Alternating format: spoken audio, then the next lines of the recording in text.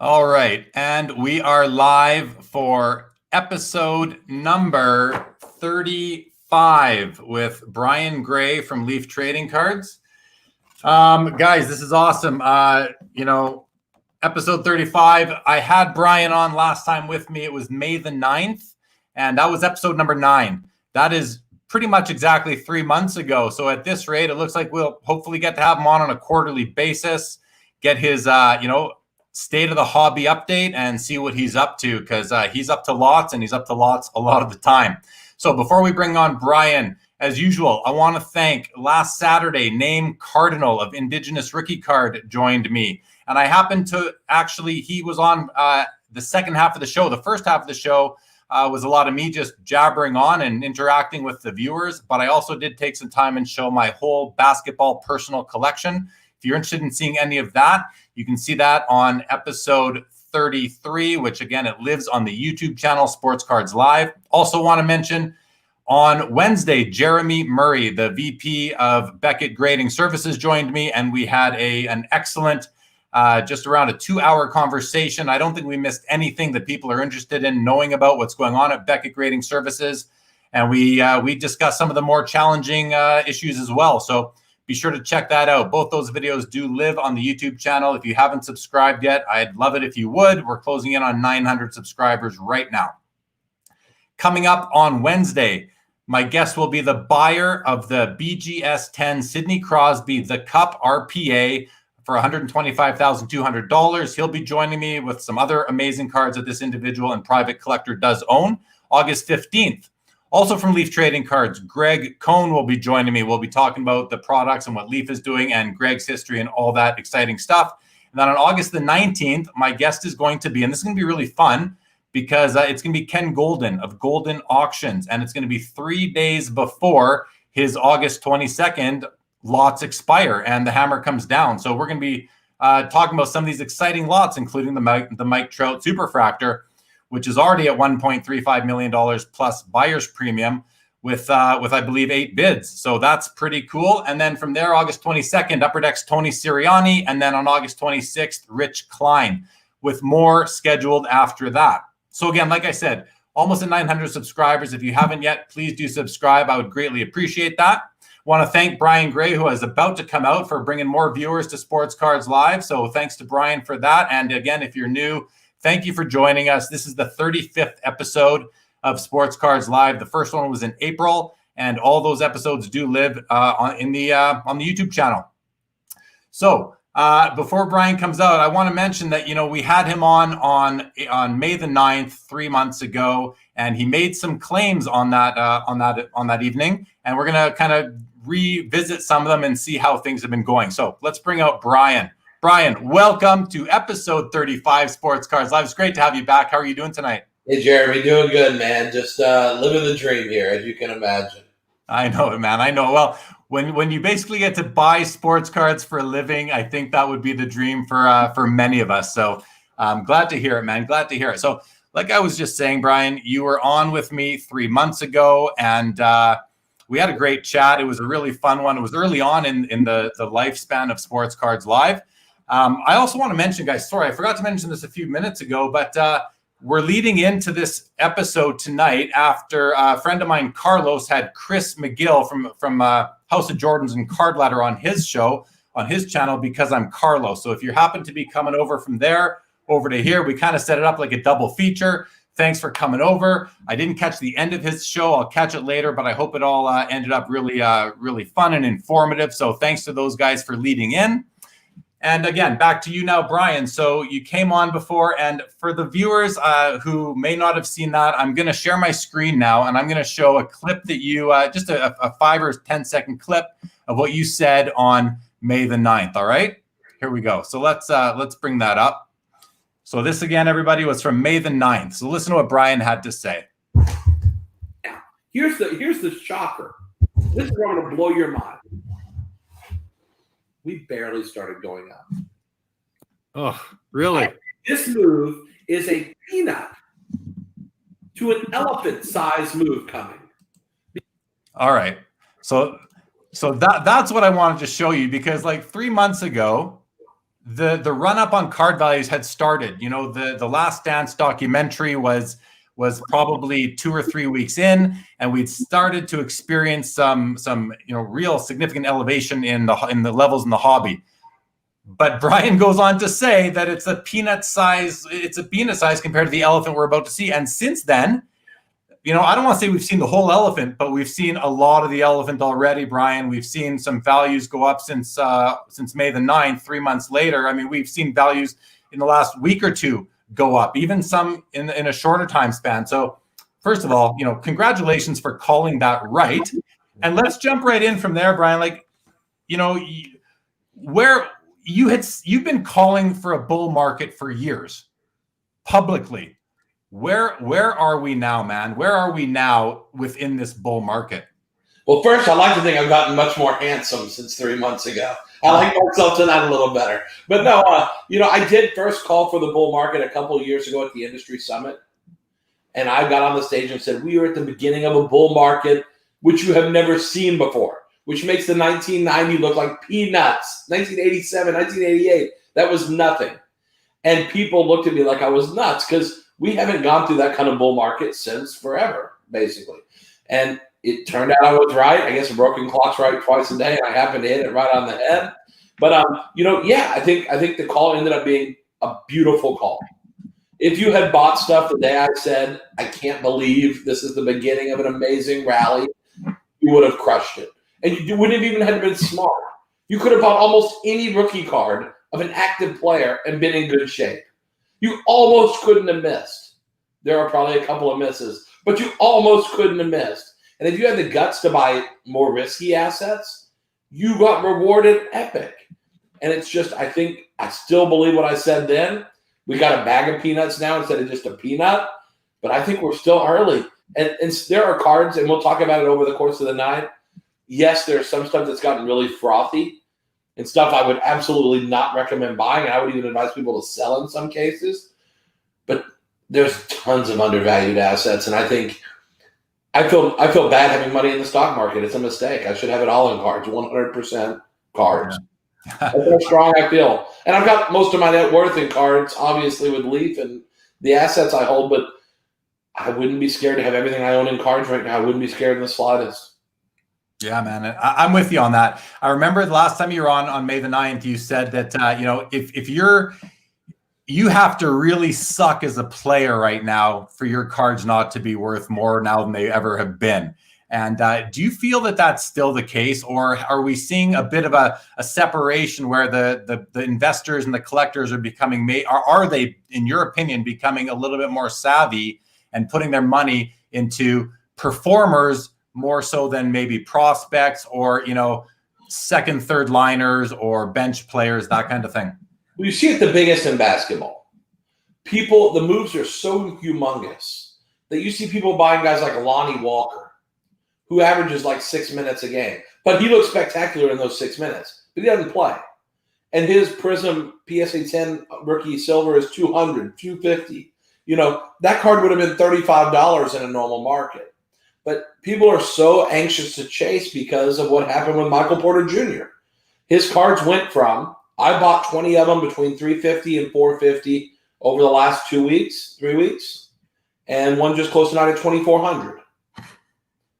That's a 500% increase in 2 flipping weeks because the guy scored 30 points back-to-back games. In the old days, you had to do something for more than 2 games to go nuts like that. So when you see those kind of moves, why wouldn't you take a shot on Luka Samanic or Lonnie Walker? Pick your guy. If you think there's a guy with upside, why not gamble on it? So you see in basketball the most. Guys really gamble on lower-level prospects because the payoff is unimaginable. In other sports, yes, there's a cutoff where people say, that guy's got no chance. But in basketball especially, you see that divide as people buy everything. In the other sports, though, the speculating is broad. People are taking broad strokes. What you're seeing, though, is the best assets are really right now getting bid up like crazy. Yeah, we're for sure seeing that. Like, since you were on with me in May, we've had the LeBron RPA at a 23 sell at Golden Auctions for $1.845 million. We just the other day had the 86-87 Fleer basketball case sell for $1.75 million. We have the Trout Superfractor coming up on August 22nd. It's already, and I believe it's at 1.62 million right now, with several days left, and that including the buyer's premium. And we've had two big hockey cards sell, a Sidney Crosby and a Connor McDavid, both selling for around the $150,000 mark. You know, it's been going crazy, and that's since I had you on. And when I had you on last time, the market was crazy then, so it's crazier even now. So listen, before we continue, and if you have any comments on any of those sales that I just quoted, please think about them. But let's just see who we have in the room here. Say hello to some of the viewers, and then we'll move on. So I want to address Ben Anderson. Ben, welcome to Sports Cards Live. Your first time here. Thanks for joining, and thank you for Brian for attracting you to the show.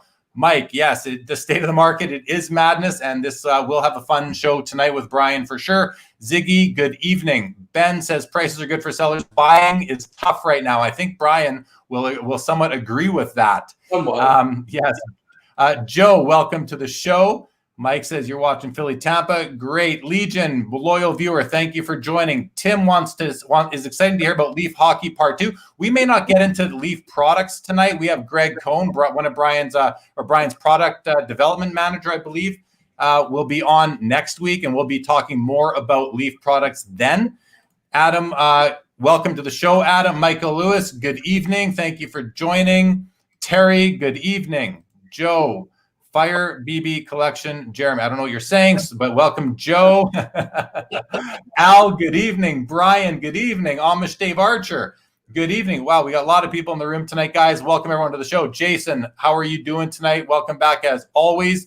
Yeah, Brian has great insights into the hobby. You know, he's been in this his whole life. What you guys need to understand about Brian Gray is that he's done everything in the hobby there is to do.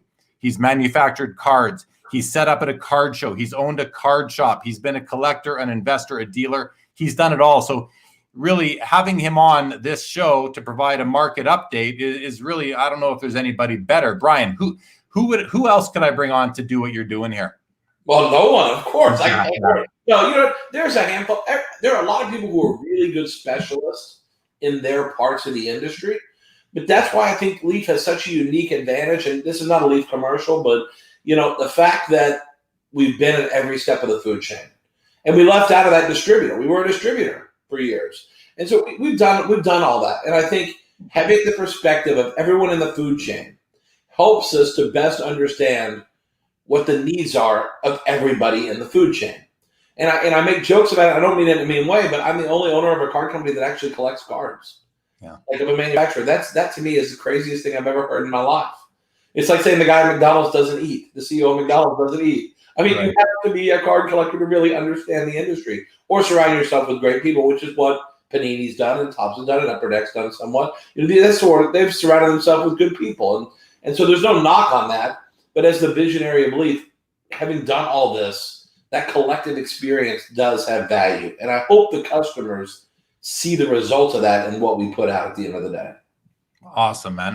Well said. And I just do agree with that you need experience in the hobby to really be able to interpret the signals that you're receiving from the hobby at any given time, and really have a feel for what. And the more experience that we have in the hobby, the more you're going to be able to draw on prior experiences and be able, just like anything really, and be able to interpret it again and maybe make some good predictions going forward, which you've proven that you've been able to do. So I want to say Dave just hopped over from Carlos's interview with Chris from House of Jordans and Card Ladder.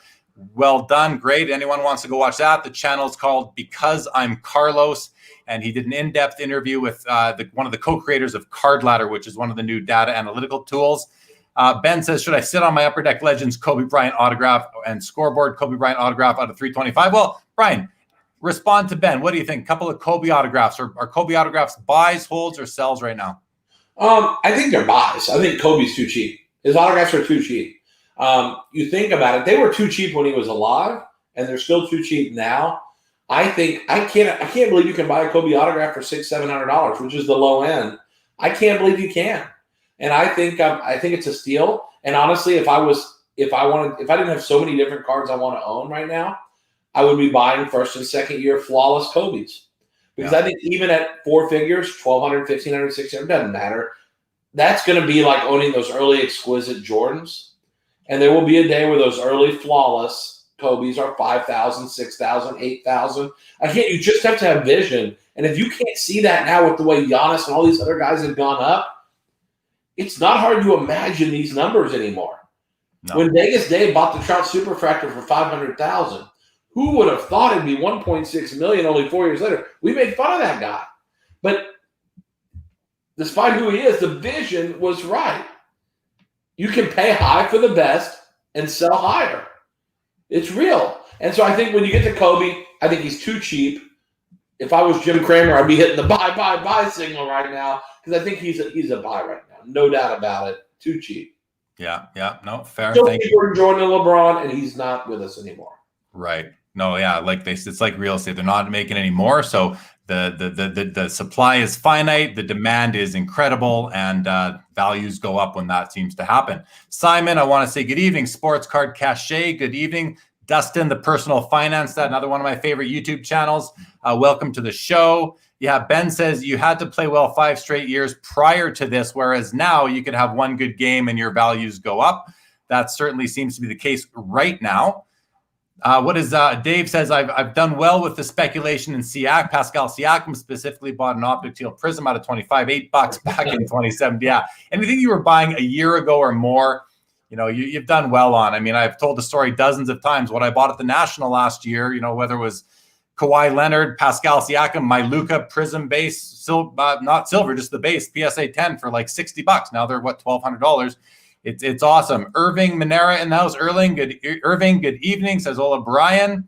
All good. Yeah. So Sports Card Cache here, Brian, he makes a good point. He says all good things come to an end because eventually, I heard a good analogy the other day, the term bubble seems to be a bad word, but we're always in a bubble, whether it's how big is the bubble going to get, and bubbles can go on for a very, very long time, decades at possibly. Well, as a stock guy, I'll tell you, there's an old expression. The market, even if you think the market's irrational, which I promise you it's not, but even if you believe it's irrational, there's an old saying in the stock market, the market can remain irrational longer than you can stay solvent. That's why you don't bet against a charging bull. You get out of the way. If you don't like it and you're scared, get out of the way. You don't have to make money right now. You can get out of the way, hope for a plunge where you can dive into the water and everything will be fine. But I don't think you're going to see that plunge. I think, yes, all good things come to an end. But again, is it 100 years from now when there's some new technology and we're all long gone and it's our grandkids dealing with our cardboard that's laying around? I don't know. But I think, again, as long as there are people who are scared, that keeps me bullish.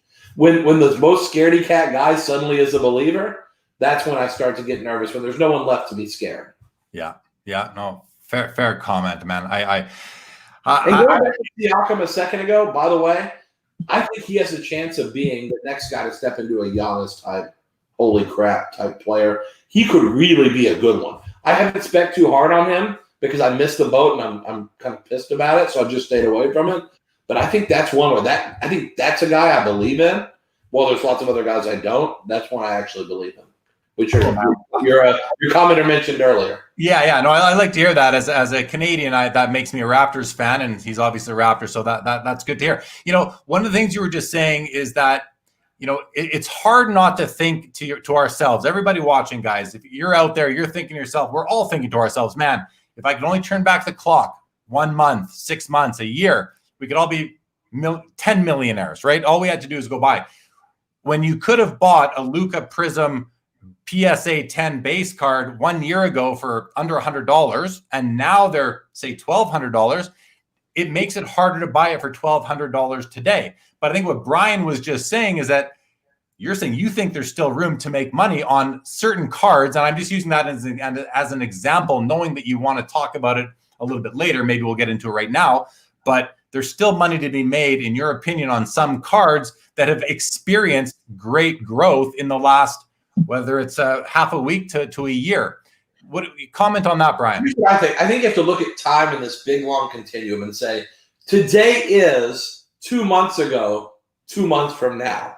Right. And so if you don't ever jump in the water because you're scared that it might be a little too cold or you don't know how to swim, the water's going to keep going. It's going to go without you. So at some point you have to say enough. When Apple first hit $100, people thought, "Oh my God, I can't believe it's $100." Split adjusted is 3,000 now. It's at a 7-for-1 split, so it's 450 times 7. So it went 31 times what it was from the time people first said, "Oh," because Apple used to be $7. If you were in the stock market in the 1980s, you were like, "Apple's garbage. That was $4, $7 a share." Now it's the equivalent of 3,100 after the split. So it's like you can't live in the past. If you keep living in the past, you're only going to buy players that are terrible because they're the only ones that come back down to your level where you're happy. When these guys plummet and come down, there's a reason. It's because it's not going to work out. The guys that are the phenomenal, epic game changers, Giannis, you're never getting in cheap again. Too late. Luka, you're never getting in cheap again. Pat Mahomes, you're never getting in cheap again. You're either going to pay high now or higher later, or sit on the sideline and jealously look at your buddies' collections or inventories and wish you had them. And it just sucks. You have to pay more. But you know what? 2 months from now, you'll be the guy people look at and point and say, "Wow, that guy had some real balls to buy Lukas at $1,200. But it's not going to look like that when they're $2,400. And I think you just have to at some point say, "I'm done living in the past. I believe." And if you believe, you got to buy. If you don't believe, stay out of the way and let the rest of us make money. Yeah.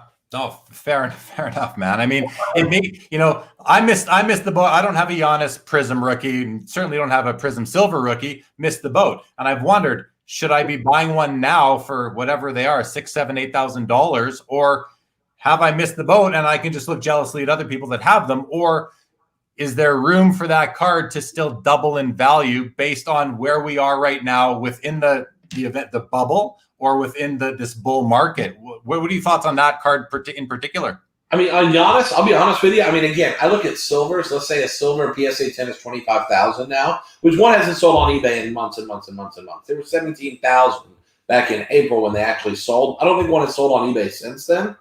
But I got to be honest with you. I think that card at $25,000-ish, if that's what it is, I could see it being $50,000 or $75,000. And again, it sounds stupid, but in a world where LeBron is $1.8 million and an 86 basketball, and again, these are extraordinarily unique items, more rare than the Giannis, but I can see these things being worth more because I've seen them become worth more. In a world where Zion Williams Treasures is $75,000, how can Giannis not be $40,000 potential? It's not like that number is so, oh my God, $40,000. $40,000 is chump change for a card now. We've blown that away. That's like anything can be $40,000. That's not a big number. That's not a number that scares us. I'm not even sure $1 million scares people anymore. $40,000 is attainable.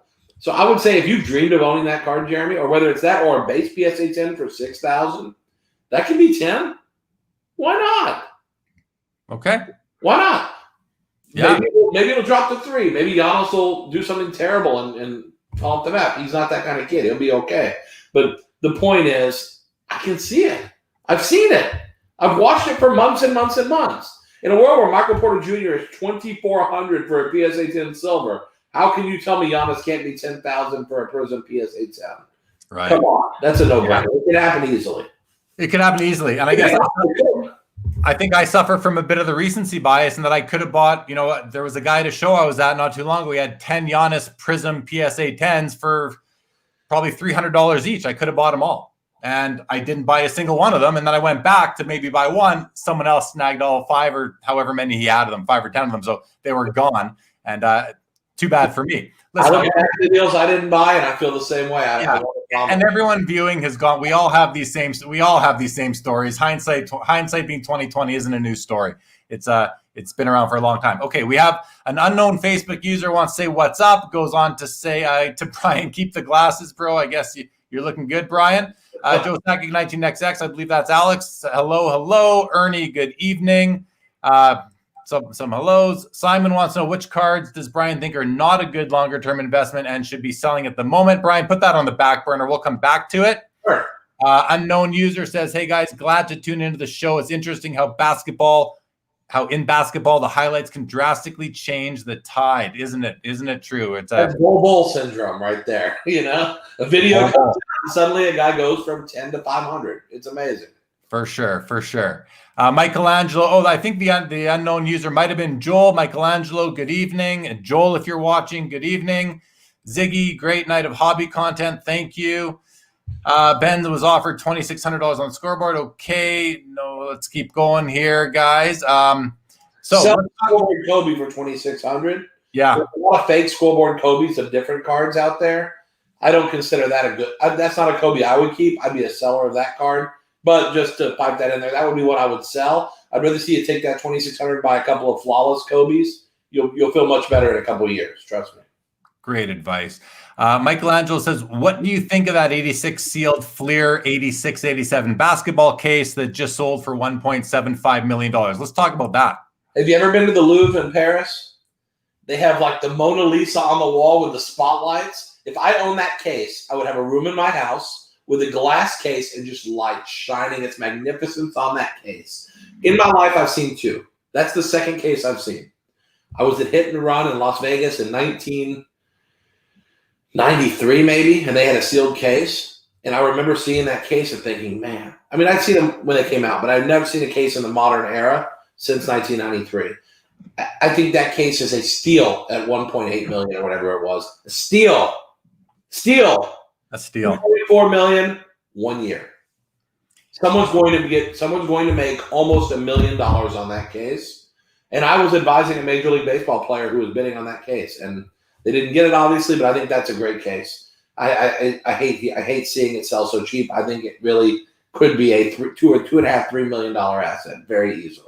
And you say so cheap, and when that thing came out, it was under $100 for the case, right? So it was a little more than that initially, but then it got closed out under that. Okay. Yeah, it was garbage. No one wanted that, And how many Jordan rookies might be in that case? Usually, I think you average 3.3 a box, so about 40.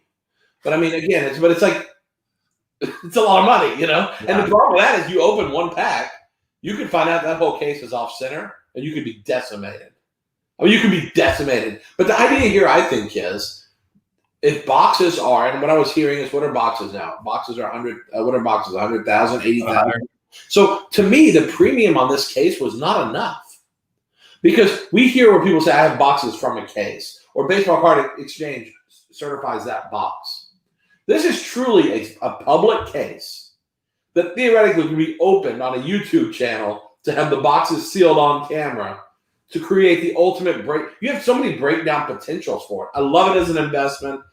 That's not my cup of tea, because as I told you we were talking the other day, I think I can take money and flip it faster and make more than that $1 million in a year or two. But if someone has $1.5 million laying around and they're not going to buy and sell, I love that. Great buy.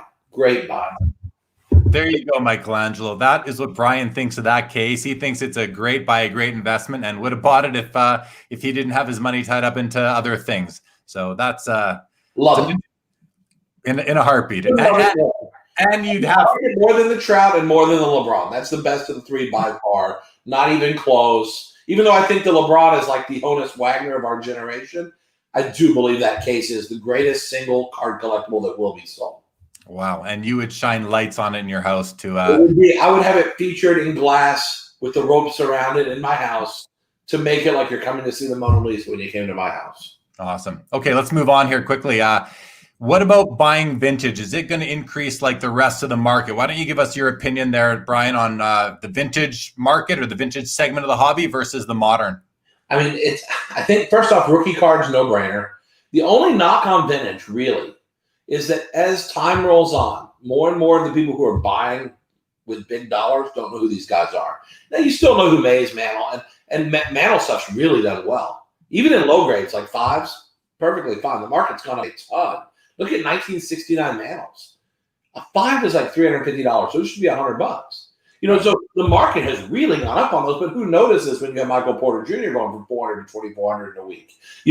Who notices Mantle? But I think vintage is good.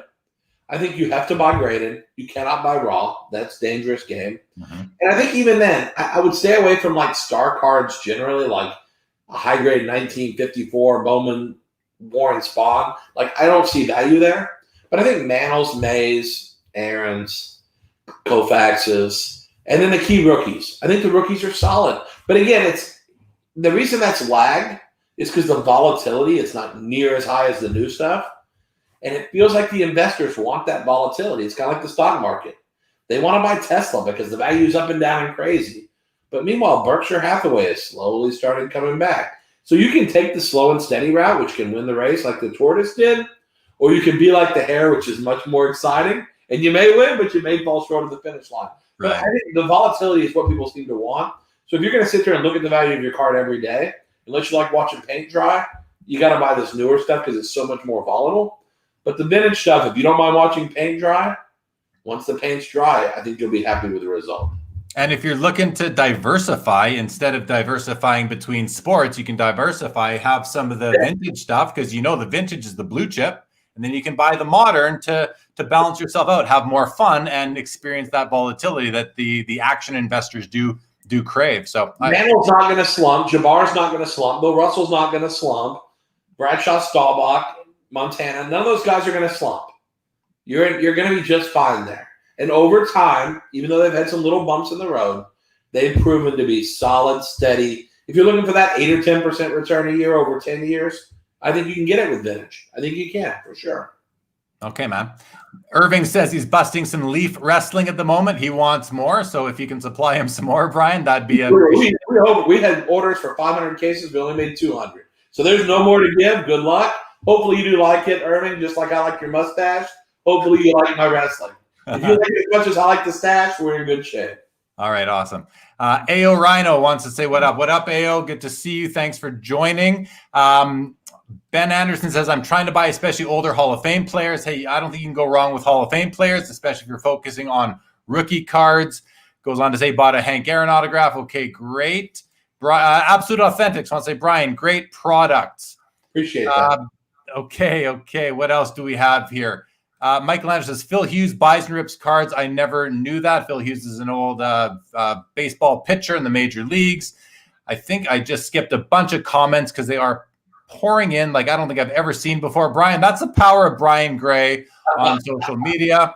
Thank you very much for coming on the show, Brian, bringing us new viewers. Again, if you're new right now, please, thank you for joining. This is episode 35. You can subscribe to the YouTube channel. Lots of old episodes and many more to come with great guests lined up right through to the end of pretty much through September right now at this point. Okay. I'm gonna go away from the comments for a minute, Brian, because I can't keep up with them. So let's roll into. I want to know. Obviously, we know that the market has been exploding. It's what we've been talking about. COVID obviously had a lot to do with it. There's a lot of people that are coming into the hobby now that some have been in longer than others who have a lot of attention, a lot of followers on their social media. Even Mark Wahlberg's sons are now in the business, and he tweeted about that. And all of a sudden, his sons have tons of followers on Instagram. And then there's Gary Vee, who's very well known in social media, has a great following outside of sports cards, but is into the sports card hobby.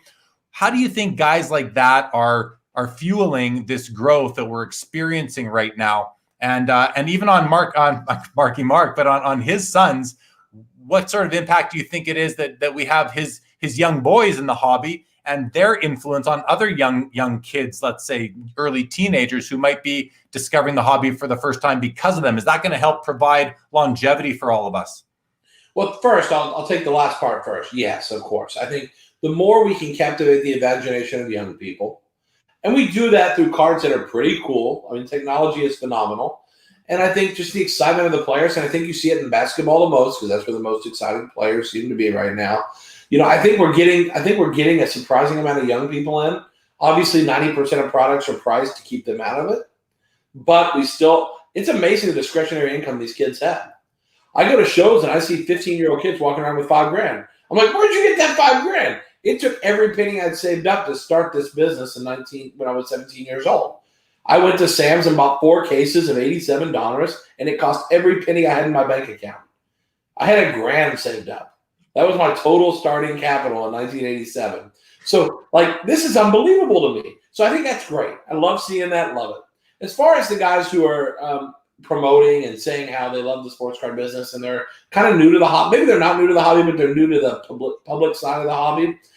I think what I like about it is I think everybody's got a different reach, different group of people they're reaching out to. A lot of people think I don't like Gary Vee. I've had people say, why are you hating on Gary Vee? I don't hate on Gary Vee. The only thing I don't like is that his followers buy in a very uneducated, undisciplined way. He holds up a picture of a card, and they take that as an invitation to go pay whatever price it takes to buy one. And so it's like if I said, man, I love Plano, Texas, and suddenly the real estate went from $500K on a house to $4 million a house. Okay, overnight. Doesn't make sense. You still have to have value in mind. I love the value in Plano because at $500K, it's a great place to live. At $4 million, it's a terrible place to live. The price is wrong. And so I think what happens is Gary shows he likes a card. Lemmings come running, and then suddenly Mookie Betts tops up Bates for 600. And they were 220 the day he sent out the picture. The good news is they're now back to 450, as I kind of predicted. I still can't believe they're 450. I think they're going to settle back to 350 to 400. And then you can resume buying because he's right. That's the thing about Gary I do like. He has pretty good taste. He's been picking cards that really do seem to be undervalued for the most part. And the market does underappreciate him. The problem is his followers act irrationally. And that's why I prefer to use Twitter as my platform. I cater to a more sophisticated buyer, hopefully.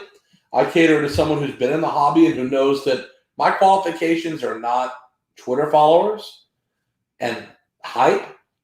My background is my resume, which is I've done this. I know this. If you've sold to me at shows, think about what you sold me. And are you happy you sold it to me? Because about half the time, if I was buying graded rookies from you, you were not happy you sold it to me. And looking back, you say, damn, that Brian got me on that one. And it wasn't because I bought it too cheap, but I knew what to buy. And so I think it's a little different. So I love it. I love having tons of people out there. The more excitement we can get going, the better. And I think the key is for a viewer, listener, follower to really figure out whose philosophy they kind of follow. Do they want to be on the 30-minute hype train? That if you own something, you have a 30-minute window to sell it as soon as a guy holds up a picture with it? Or you want to be a member of a site where they charge you $29.99 a month for their card tips? Which someone today sent me on Twitter, I should do that. I thought, man, I could probably get 5,000 followers at $30 a month. I could be making a lot of money here. I could make a couple $1 million a year doing that. But no, I'd rather just put it on Twitter for free, let people compete with me to buy the cards. I love it. And the best part is I recommend cards and I can't win any of them because someone outbids me on all of them. So I recommended someone to kick my butt. It's great. But I think it's a great thing. I love ideas and just so everyone's honest. And it's not like you went and bought all the cards and then you recommend it so that you can pump and dump it. I hate that. But I'm very transparent. I think that's the way we all should be. But I think it's a great thing, the publicity. We love it. Well, I see you posting in a specific Facebook group regularly where you say, hey guys, buying, looking for up to 10 of this player in PSA 10 paying $300 a card. And I see people responding saying PM, as in I'm sending you a message. And then I see you say, okay, done. I filled my buy order of 10 units and I've got them in and done. Now next day I'm buying this, I'm buying that. So you're putting it out there, what you're buying, and you're putting it out there on Twitter, you're putting it out there on Facebook. Is that the right strategy? Why don't you buy the cards why do you like the competition to buy them? You're right. I'd make a lot more money if I just went and bought stuff and then I held up a picture of it and watched my investment skyrocket. I'm not sure I like that. I think I know I don't like it, actually. But Brian, I'm not saying you got to hold the picture up and say, look what I bought. You could just buy them and be quiet about it too. Yeah, no, but I think at the same time, when I was younger, there were a couple of really smart guys that I learned a lot about the business from. And they could have just shut up and bought the cards. But they helped me kind of understand, they helped mold how my vision of the industry came about. And so I think sharing information is valuable. Because guess what? The growth of our industry, if no one had ever shared anything, it's that sharing that helped grow the industry to where we don't have 5 breakers, we have 500 people breaking. Now, if everyone kept it a super deep, dark secret, we wouldn't have that now, would we? So I think sharing information is great. We do okay at Leaf. I haven't missed too many meals, so I'm pleased with that. I'm in good shape. We're not worried about it. I think I get a lot more pleasure out of seeing guys send me messages that say, man, when you called Trae Young Silver Prism 9s at 200, that was genius, or 600. That was only a month and a half ago. When I said it was the single greatest buy in the market on that day, I said, that's it. Yeah, I was right, but it feels good when people text me and say, I bought 5 of those because you said that. I made $2,000.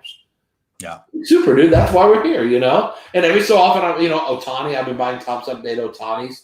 He got rocked pretty hard his couple of outings. So I'm probably going to have to hold those a little bit. I'm averaging down and buying them now 30% cheaper. But I still think it's a good card long term. But, I mean, that's the thing. Every so often I'm going to have a miss. I can't control what the guy does on the mound. But usually the gut instinct's pretty good. And I just love when collectors share how they hit home runs. I love that. Like, that brings more joy to me than making money. Because, I mean, I'm not driven by money as much as it's hard to believe. I still love when people have success and they enjoy this. That's huge.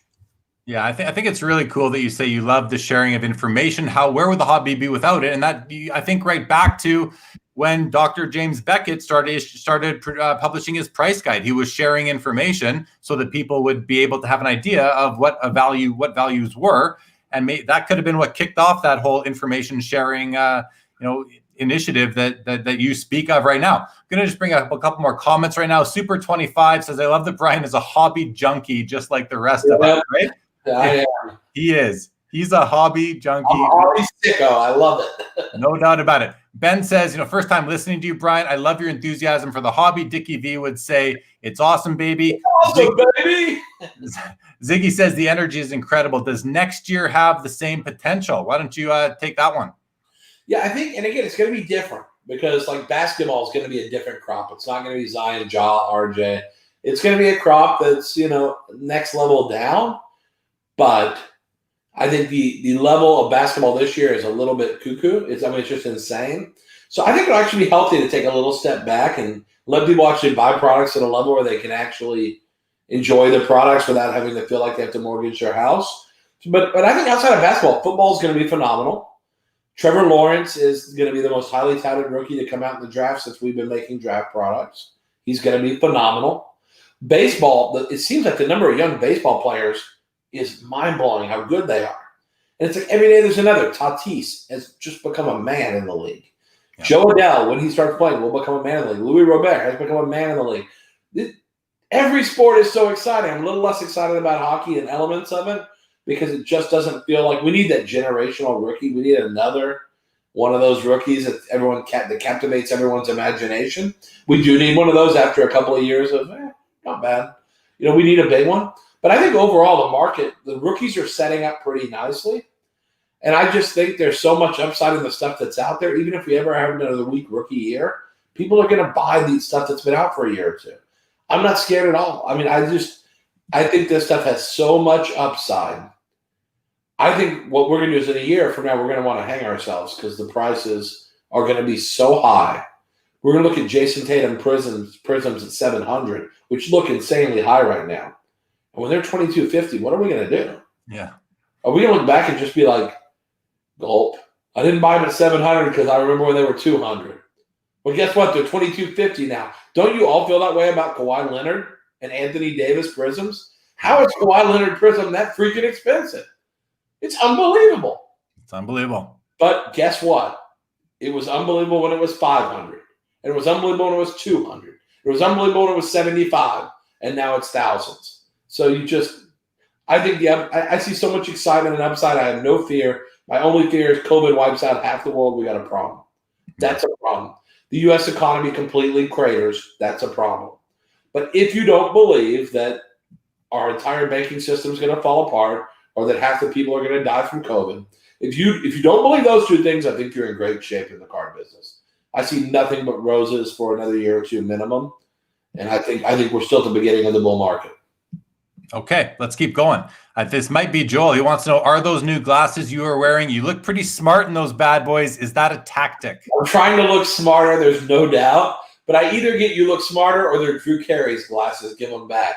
But I think for me to read the little words on the screen at my old age, I need glasses now. So I have to man up and just know that's something I have to do. Right on. Michael says, great show with the legend, Brian Gray. He's a class act. The guy knows his stuff. He does know his stuff. When you've been in the hobby as long as he has, you certainly know your stuff. Is he a class act? Well, that's up for each of us to judge. I think Michelangelo, because I see he's wearing a mask down there. That's right. Social distancing. Let's keep everybody safe. That's right. That's right. Ziggy wonders, was the buyer of the 86 Fleer basketball case confirmed? He heard blowout was involved. Do you know who the buyer of that case was? All I heard was that they bought it. I think they said they bought it for a customer. But whoever that was very wise. And again, I was consulting a high-profile athlete who was thinking about buying the case. And I advised to pay higher than it went for, and I don't know why the buyer decided not to. But, I think it's fantastic buy. I think blowout, if they're involved, genius. I think it's great.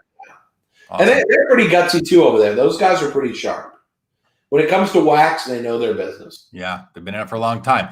Steven says, thanks for adding excitement to the hobby, guys. Hey, you're welcome. Happy to bring you the content. I want to go to Anand's comment now. And we are, Brian, we're 20 minutes behind on comments. So if all of you have been commenting, I apologize. We've had a lot of chatter going on and just getting to some of them now. But I do want to address the ones that I think are addressing worthy. And this one is certainly... Anand says, good evening, Brian. Thoughts on vintage hockey and value increasing or holding? Seems like all vintage rookies are going up. And the reason I want to talk about this right now, Brian, is because you just mentioned pretty quickly that you're not as hot on hockey as the other ones because you think we need that new rookie. I've kind of had a different view. And as you know, I'm a hockey guy. I've had a different view in that. And I've heard from a lot of people that a lot of basketball collectors who are looking for other opportunities outside of their wheelhouse being basketball. And they feel that there could be some great opportunities in hockey. Guys like Wayne Gretzky, Mark Messier, Patrick Waugh, Mario Lemieux, all grossly undervalued compared to their counterparts in other sports. Now, obviously, hockey is a smaller overall market. We learned from when I had Jeremy Murray on last week from the VP at Beckett Grading that hockey is basically 6% of the market for them, whereas basketball is now 40%. So it's quite the difference. With that lead in, what are your thoughts on the potential for some of these vintage hockey cards that even Gordie Howe's and Maurice Richard's and Bobby Orr's that really should have value? I like the cards. I do like the cards. I think they have good long-term value. The great part is the supply is somewhat small. There really are not a lot of Parky Richards out there at decent grade that are just prime for the picking. But right now the customer base is commensurate with the supply. In the U.S., where a lot of the speculating and investing is happening, I think they're pushing more money toward newer guys when they do. Crosby, Ovi, McDavid, whoever it is. They pick their guys. Jack Eichel's starting to get some love. Lots of players are speculating on. And I think more of that new money is moving that direction, buying the big cup rookies as an example. But I see value in that older stuff, and I think the key is you're going to have to do that watching paint dry for a little bit. And you're going to have to be willing to just pay a high price for really nice cards, buy your old rookies in high grade, and just wait. And I think you'll make your money, but it's just not going to be as dynamic and as wild as the ride is on all this shiny new stuff. It's just not going to be the dynamic ride. And I think so many of the investors, they want the excitement and the craziness of a card going from 400 to 2,000 in 12 hours.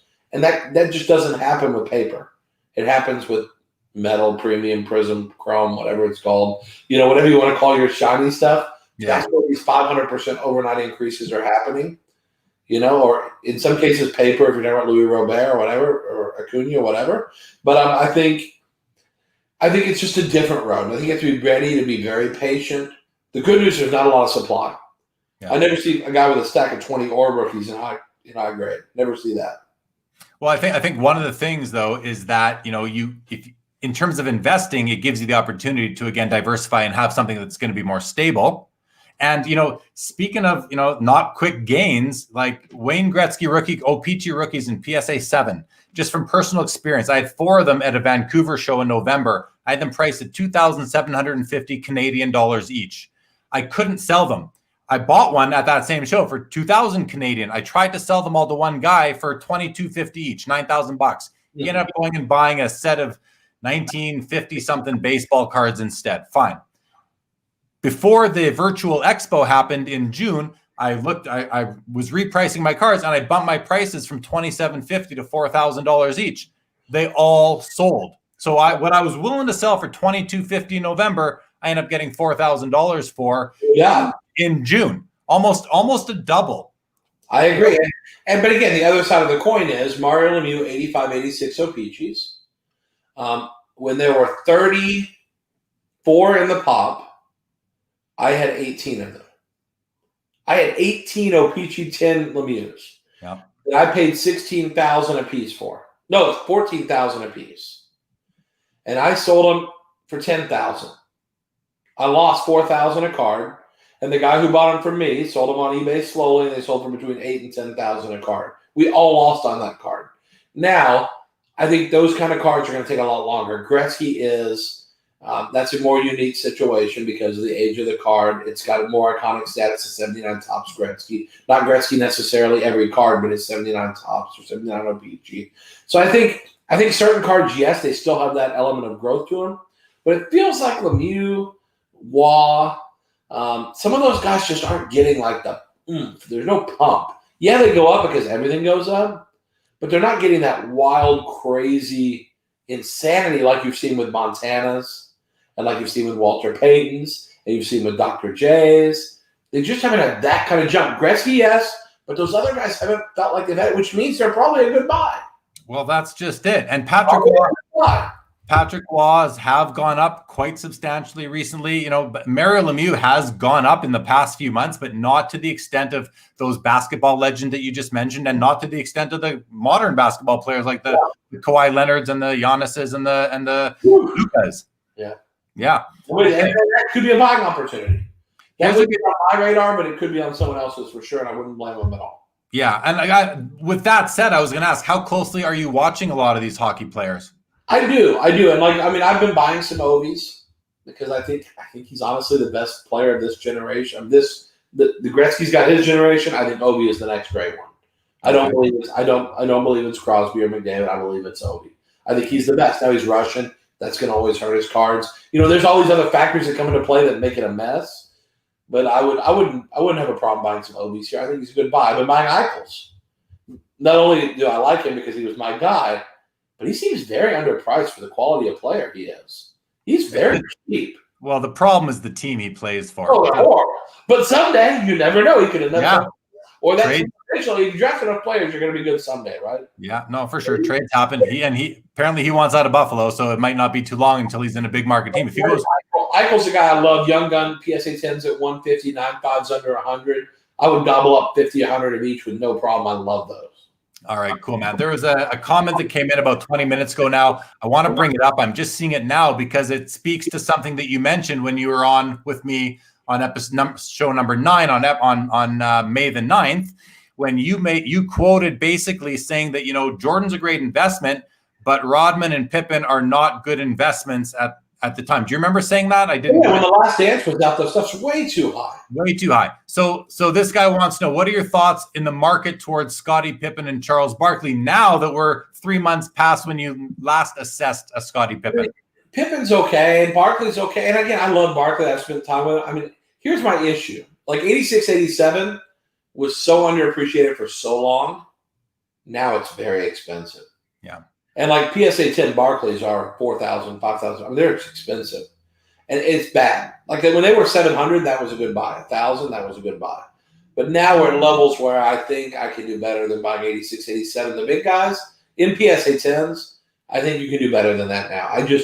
I don't buy those guys because I think we've seen everything they're going to add. They're going to be those slow and steady 8% a year on average kind of increasers. And they won't go up for 3 years and they'll go up 50% in 1 year. You know, I always thought Barkley was undervalued until recently because he has such a great personality. He's larger than life. You know, I love all that stuff about him. But those cards are so expensive now. I just don't see – I mean, I'd rather own Luka Prism PSA 10s than Barkley PSA 10s. Prism Silver PSA 10s. Sure. What about Ernie wants to know, what about non-sports cards? Do you have any opinion on that? Like Charizards or Magic the Gathering cards, even Fortnite cards, which are out there and seem to be junky right now, but who knows where they're going to be 20 years from now when the people playing it are going to maybe want to buy those cards. I don't know who's in there or what's in there, but thoughts on that, non-sport? Well, here's what I would say. I mean, obviously, if you did Pokemon or Magic and you invested in this stuff, or Yu-Gi-Oh, you invested in the really good stuff, you probably did really well.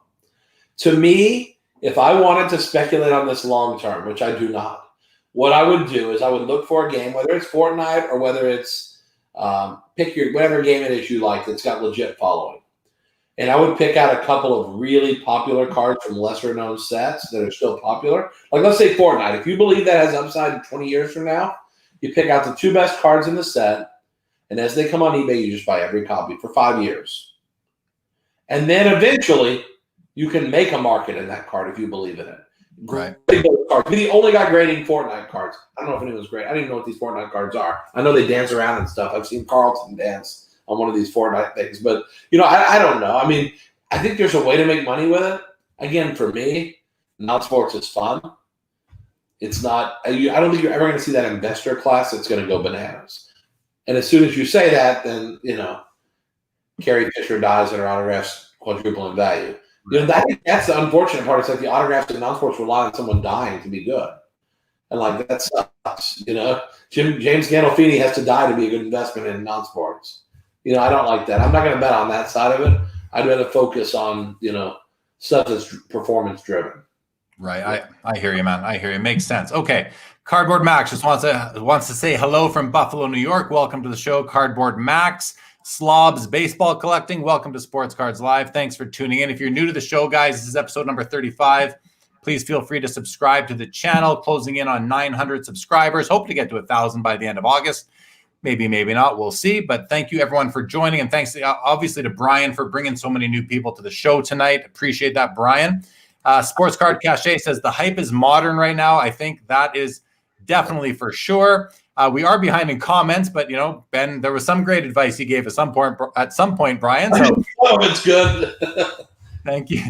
Here's a comment. Sports Card Cache says free cards for rich kids unreal. I think he's referring to Mark Wahlberg's kids getting cards from Panini to break for their business. I mean, I don't know why anyone thinks they were free. I never saw that. I think that's a pretty loose and irresponsible assumption to make on a public forum. So we're going to take that off the screen. I don't like that one. Absolute Authentic says, when is the next scratch and dent sale? I got some great stuff. Any scratch and dent sale? We did a scratch and dent sale on our website that was cards where players sent them in, and the cards had either smears or damaged cards. We couldn't use in products. So we actually waited till 2 years or 3 years after release, had Beckett grade the cards, and they were low grades, like 6s and 8 autographs. And we put them on our website at bargain prices, and people loved it. So we will probably do that again at some point. I hate to just throw them away or destroy them, but also we feel like the only way those can be sold in the market is for us to put them on our website, give everyone a chance to buy them, but grade them so everyone understands they're dent and scratch. They're items that have problems. But I love that because if I was collecting Pat Mahomes, I know I put a few Pat Mahomes autographs on there for $120 that were going for $500, but they had a small feathering in the autograph. So someone got a great deal because I actually saw a few of those pop up on eBay. People bought from me for $120. They sold them for $350. So I think they like the scratch and dent sell for that reason, for sure. Cool. All right, man. Michelangelo says, I think Brian might top Steve Grad of Beckett and Pawn Stars as the best interview. Thanks, Jeremy. We'll watch the rest tomorrow. Steve Grad, who and I know was my guest a couple months ago now, and I guess Michelangelo really enjoyed that one. Awesome. An unknown user says the hobby is so cool. So many different types of collectors. I've said it 100 times on the show. That's what I love about going to shows and setting up and talking to other collectors, Brian, is that we get to see how everyone approaches it. I mean, you are just one guy with one approach, but you are somebody who has status in the hobby based on all of your vast experience, and people want to hear what you have to say. I like hearing from everybody how they approach it. There's so many. So that's what keeps it interesting for everybody. And there's room for everybody. You mentioned earlier that a lot of the stuff is just out of reach for so many people, but you don't have to have the best of the best. You can still collect cards and not have every card in your collection having a market value of $20,000. You can still get cards. Well, if I'm preaching Lucas the guy and Prism PSA 10s at 1,000 are out of your range, you can buy Donruss for 400, or you can buy this card for 100 or 200. Now, granted, if your budget's $15, you may only be buying a raw Luka rookie. But whatever it is, there's a way to get on the Luka bandwagon if that's your guy, or Trae Young, or pick your player, relatively inexpensive. And you can buy cards of guys you like. And as much as I love wax, and we make wax, and we want people to buy wax and enjoy that, I still say there's nothing wrong with just buying what you like. Yeah. Just buy what you like. If you have a limited hobby budget, pick your spots. Don't just spend it indiscriminately. Really think about what it is you want to build your either collection or investment or whatever it is around. And that's what I love about what this unidentified user says. It's not just investors. It's not just pure collectors. There's speculators. There's just sports fans who just think it's cool to have a card. There's so many different people in the mix. I think that's what makes it cool. And if there weren't all those people, then there'd only be one card per box that anyone cared about, and the rest really would go in the trash. So I like that there's people to collect everything that comes out of a box of cards now. Yeah, for sure. I was listening to James Beckett's podcast the other day, and he said the word commons shouldn't really exist. There is no such thing as a common because every player has a collector, if that being their friends and family, and those cards aren't commons to those people. If you don't listen to Dr. Beckett's podcast, he does them every day. They're interesting, and I recommend you pick and choose which ones you want to listen to. He's got like over almost 300 in his archives already. So yeah, I'm really saying he was like one of my idols growing up, and he knows that. And I've been to his house to eat even, but I have not been on his podcast. He said everybody else on but me. I've been on his podcast, Brian. And you haven't? And he likes me, but I think I'm very much from this. I come from a little bit different school because I'm this big, boisterous, excitement kind of guy. And he's very, he's a statistician. He's a thinker. But he has a passion for the business that's the same as mine. We just communicated in different volumes. But he was one of my heroes growing up, and I've had the pleasure of spending some time with him. And hopefully someday I'll make the cut and make the podcast. I'm sure you will. Jay wants to know, what do you think about hockey legend Mark Messier cards? Are they undervalued? I want to mention Mark Messier dated Madonna, which I believe kind of vaulted him into pop culture and not just hockey culture. He's known as one of the best captains to ever play the sport. Dated Madonna. What do you think about Mark Messier? Well, two things. Remind me to tell you about Madonna in 1 second. But Mark Messier, you didn't date her, did you? You didn't date Madonna, did you? We talked about this a couple of days ago, though, on Mark Messier. Him, Bork, the guys in 80, 81. It just 78, 79 with Bossy or whatever. It just feels like people aren't. There's just never been a lot of excitement on cards from those issues. And I'm not sure what it is. But I've always thought Messier, Bork, Coffee, all these guys from those sets are too cheap. I've always thought that. And I just don't think Messier is superstar. I think he's star. I think he's a big star in hockey. But when I think of the monster names, he doesn't quite make that cut. Well, no. He's not a Wayne Gretzky. He's not a Gretzky or a Mario Lemieux. But we just talked about Patrick Wall's underappreciated. Lemieux's underappreciated. Well, dang, if they're underappreciated, certainly Messier, Bork, and Coffee are going to be underappreciated. Stevie Y's underappreciated. Yeah. You go through that whole group. Yeah. Brett Hull's underappreciated. There's tons of underappreciated guys. Yeah. Now, on Madonna, I'm going to tell you a fast story, and only because I'm so excited. Okay. Have you seen the Fanatics All-In Challenge? Have you used that thing they did? You basically make a donation, and they have drawings. So I got an email from the Fanatics drawing people telling me that I won an item in Fanatics All-Star Challenge. I spent $100 and I won something. So I couldn't believe it. Yeah. You won't believe what I won. It has to do with Madonna.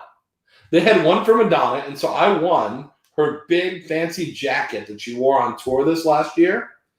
And it was actually designed by the person that designed Princess Diana's wedding dress. Okay. So it's a $25,000 jacket I won. But the cool part is the second part of the prize. On my birthday, she's going to call and serenade me with happy birthday. How cool is that? That's awesome. So when you said Madonna dated Messi, I was like, I didn't date her, but she's going to sing me happy birthday next month. How can you not love that?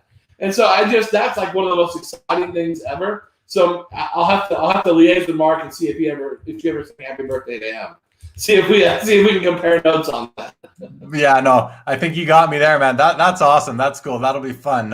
Enjoy that for sure. It'll be fun.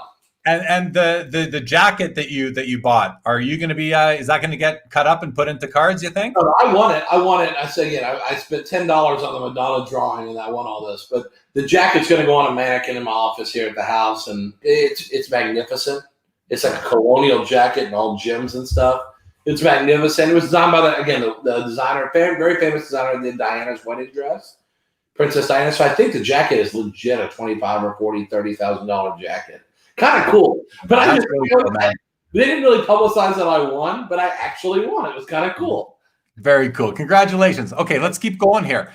Sean Robb has a question that I didn't anticipate tonight, but I think it's an interesting one. Do you think that the Dallas-Fort Worth market sets trends for the U.S. sports card market? And I think he asks that because so many companies are headquartered in the Dallas-Fort Worth area. Beckett, Panini, Leaf, amongst others. What are your thoughts on that? I don't think we set the trend really for the market itself.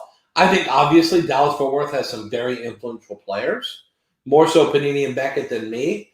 Leaf is a small player in the game. Maybe I have a touch more influence than Leaf does. But, I think we just happen to be in Dallas because, again, you have to remember the companies, most of the companies that print and cut cards are in Dallas. They just happen to be in Dallas. Right. Beckett has been in Dallas. So just a lot of us just happen to be in Dallas. But the birthplace of the hobby is the East Coast. The West Coast still has not even dreamed of catching up to the East Coast. So I would not by any means think that we are the heart of the hobby, but Panini's influence, which is substantial, Beckett's influence, which is substantial, my influence, which is very tiny compared to theirs. We do have some influencers in the Dallas-Fort Worth area, no doubt. I think the trends for the market are pulled up on your computer screen when you click ebay.com. That's where everything you need to see is happening. The entire market is unfolding in front of you, and during COVID, it's become even more important. It is the new national, is eBay. Yeah, and I think that's where the real sales trends and excitement in the hobby is coming from. Is what's happening on eBay right now. Yeah, no, it's what we can all see. They're from Utah. Say again. Hobby. I think eBay's in Utah, like some of their offices, and some of their offices in California. So that's where the action trends are being set. We're just bit players in a big game. Yeah. Even there's the new data tools that are out there being Card Ladder, Market Movers, some more that I think are coming out soon. They base all their data is eBay data. And I wonder if any of those guys will start to bring in data from other auction formats or just other sources at all. Not that I think they should. I believe eBay is the true reflection of the market. It's hard to dispute it. The volume on there it's unbelievable. We heard from I know on Sports Card Investor during his virtual show last weekend, he had someone from eBay on who actually was quoting year over year by the quarter what kind of growth they'd seen, and it's been phenomenal, especially and she said especially in basketball. So, well, see, I will say one thing. The only thing I'm lobbying eBay for now is to change how they report sales to only items. I'm trying to get them to do it to only items that are paid for. Right, as they should. Get rid of the garbage. If it's not paid for, it didn't happen. Because I think then it would be even more pure data, but the data's pretty good now. Better than it's ever been. Yeah, I think so. Okay, a lot of comments coming through. I'm going to run through a few of them. This guy says, I think you're correct because DFW has so many hobby veterans, obviously including Brian, who are well connected all around the hobby. That was in response to the question. Ben agreed. Beckett is here. Heritage Auctions is here. Leaf is here. Panini's here. ComC has a footprint here. Slob says, so buy up any leftover hockey, LOL. And back to that discussion. Yeah, I think there's lots of opportunity in hockey. I do. I'm a hockey guy. I'm buying it up still. I think there's opportunity there. I think the market just hasn't caught up and the sport is primed to grow. What do we have here? And many people like staying here. So you have a lot of hobby knowledge, old and new. That's to the Dallas-Fort Worth area. So that's interesting to know as well. Slob says, how do you feel about GMA? Do you want us to take that, Brian? I don't even know what GMA is. Maybe we'll just grading service. I think is that one of the cheap grading services? I don't know, but let's move on. Filmington, welcome to the show. Says buy everything. Always a good strategy. Always a good strategy. That's Brian's primary strategy. So not everything. There's a lot of bad buys out there. Not everything. Not everything, for sure. I just saw. Oh, where did it go here? Here we are. Mario Lemieux has gone from 10,000 to 20,000. That's a PSA 10 since January, says Colin Murray. I had them all. You had half the print run for a while. I had more than half the print run. I sold it to pre-war at the National a few years ago for $10,000 a card. And I was happy to get out of him because the first two or three he ran sold for like $8,800. I know. I can't believe I won on that deal. And then now, obviously, they've gone up, but they should. The card was too cheap. Yeah, for sure, for sure. Well, here's a good comment. It's kind of goes contradictory to what you were just saying when you were saying the supply is low. This person's saying the problem is there's piles of Lemieux and Patrick Roys available. Seems hockey collectors would rather chase modern cup rookies at a 99. Well, I mean, I can speak to that a little bit as a hockey collector and someone who communicates regularly and follows that market very closely, but communicates regularly with a ton of others. People are going back and buying up these cards. People want a Gretzky rookie. They want a Mario Lemieux rookie. They want a Patrick Roy rookie. They want Bobby Orr, Gordie Howe, Maurice Richard. The list goes on and on.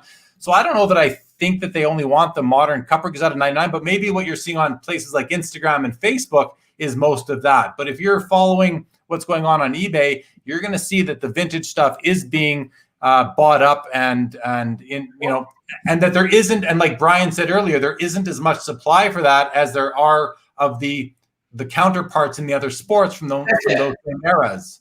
That's it. Jerry Rice, 86 Topps, is massively more plentiful than Lemieux or Roy from the same era. So they're relative to other sports, sure.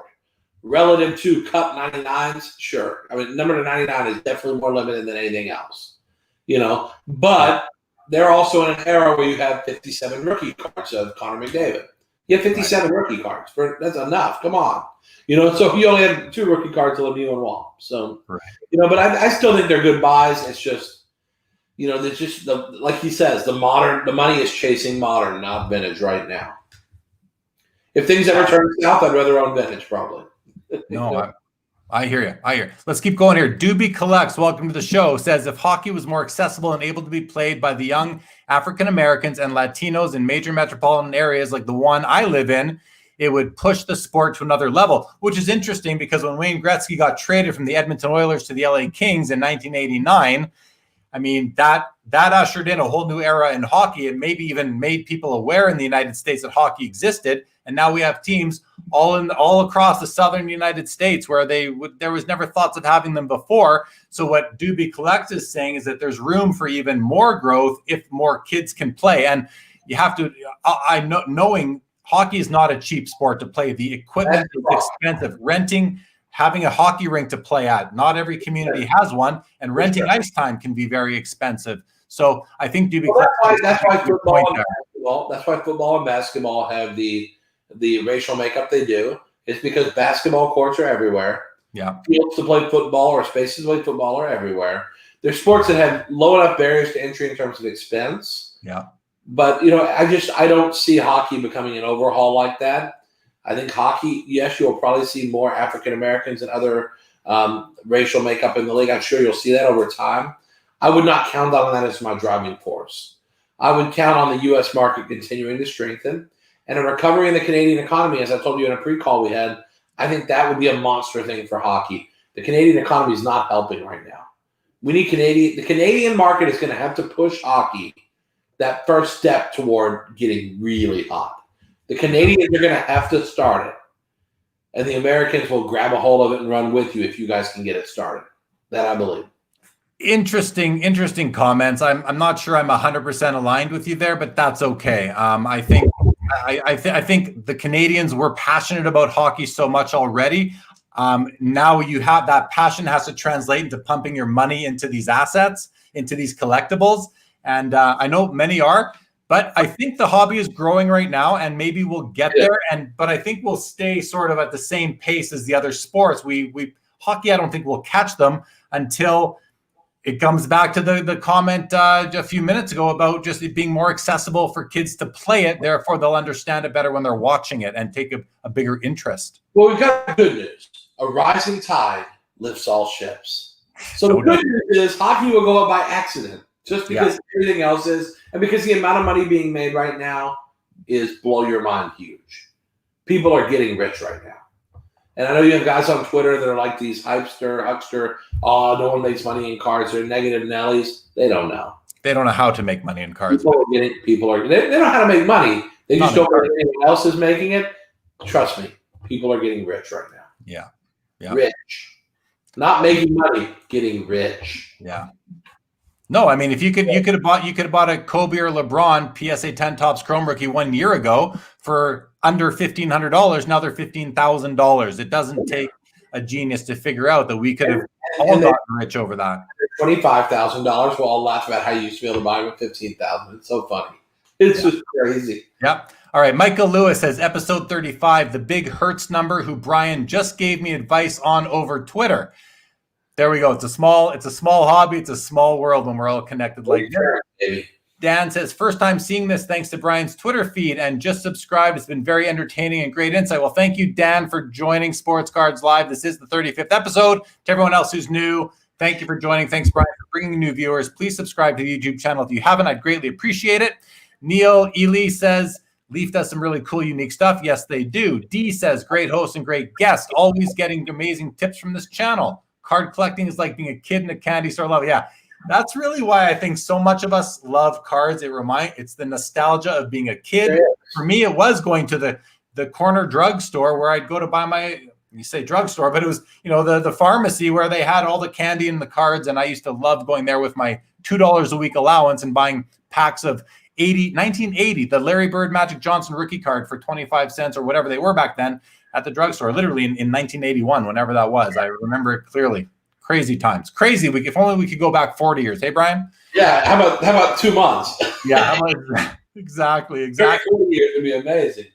Dan says, in baseball rookie collecting, is it more desirable for a player's first Bowman or Topps rookie card? Brian, can you take that one? I mean, really, it feels like first Bowman Chrome is generally, especially autographs, are the best cards of a guy. But I'll say one of the best things MLB ever did was the RC logo, because now it's made more than one card highly collectible. Because it used to only be that first Bowman card anyone wanted. They wouldn't buy anything else. But the RC logo has made a whole other year's worth of, for example, Acuna. It made 2018 cards good on Acuna, not just 17s. Which is why, like on our football draft products and things, we've now brought back the XRC title. And we have an XRC logo on our cards. Because, again, I think it's important to – I think it puts a seal of approval of sorts on a certain year of a player. So when you look at the card, that was his rookie year. Or in our case, in the XRC, it was cards released before their rookie year. I think there's something cool about that. I do too. And I think that was the best thing MLB ever did, was bring the RC logo in. And they did it a long time, right? Pete Rose's second-year card is way nicer. I mean, his rookie card, the 63 with those bobbleheads, which is somewhat inspiring of my thumbnails for this YouTube channel.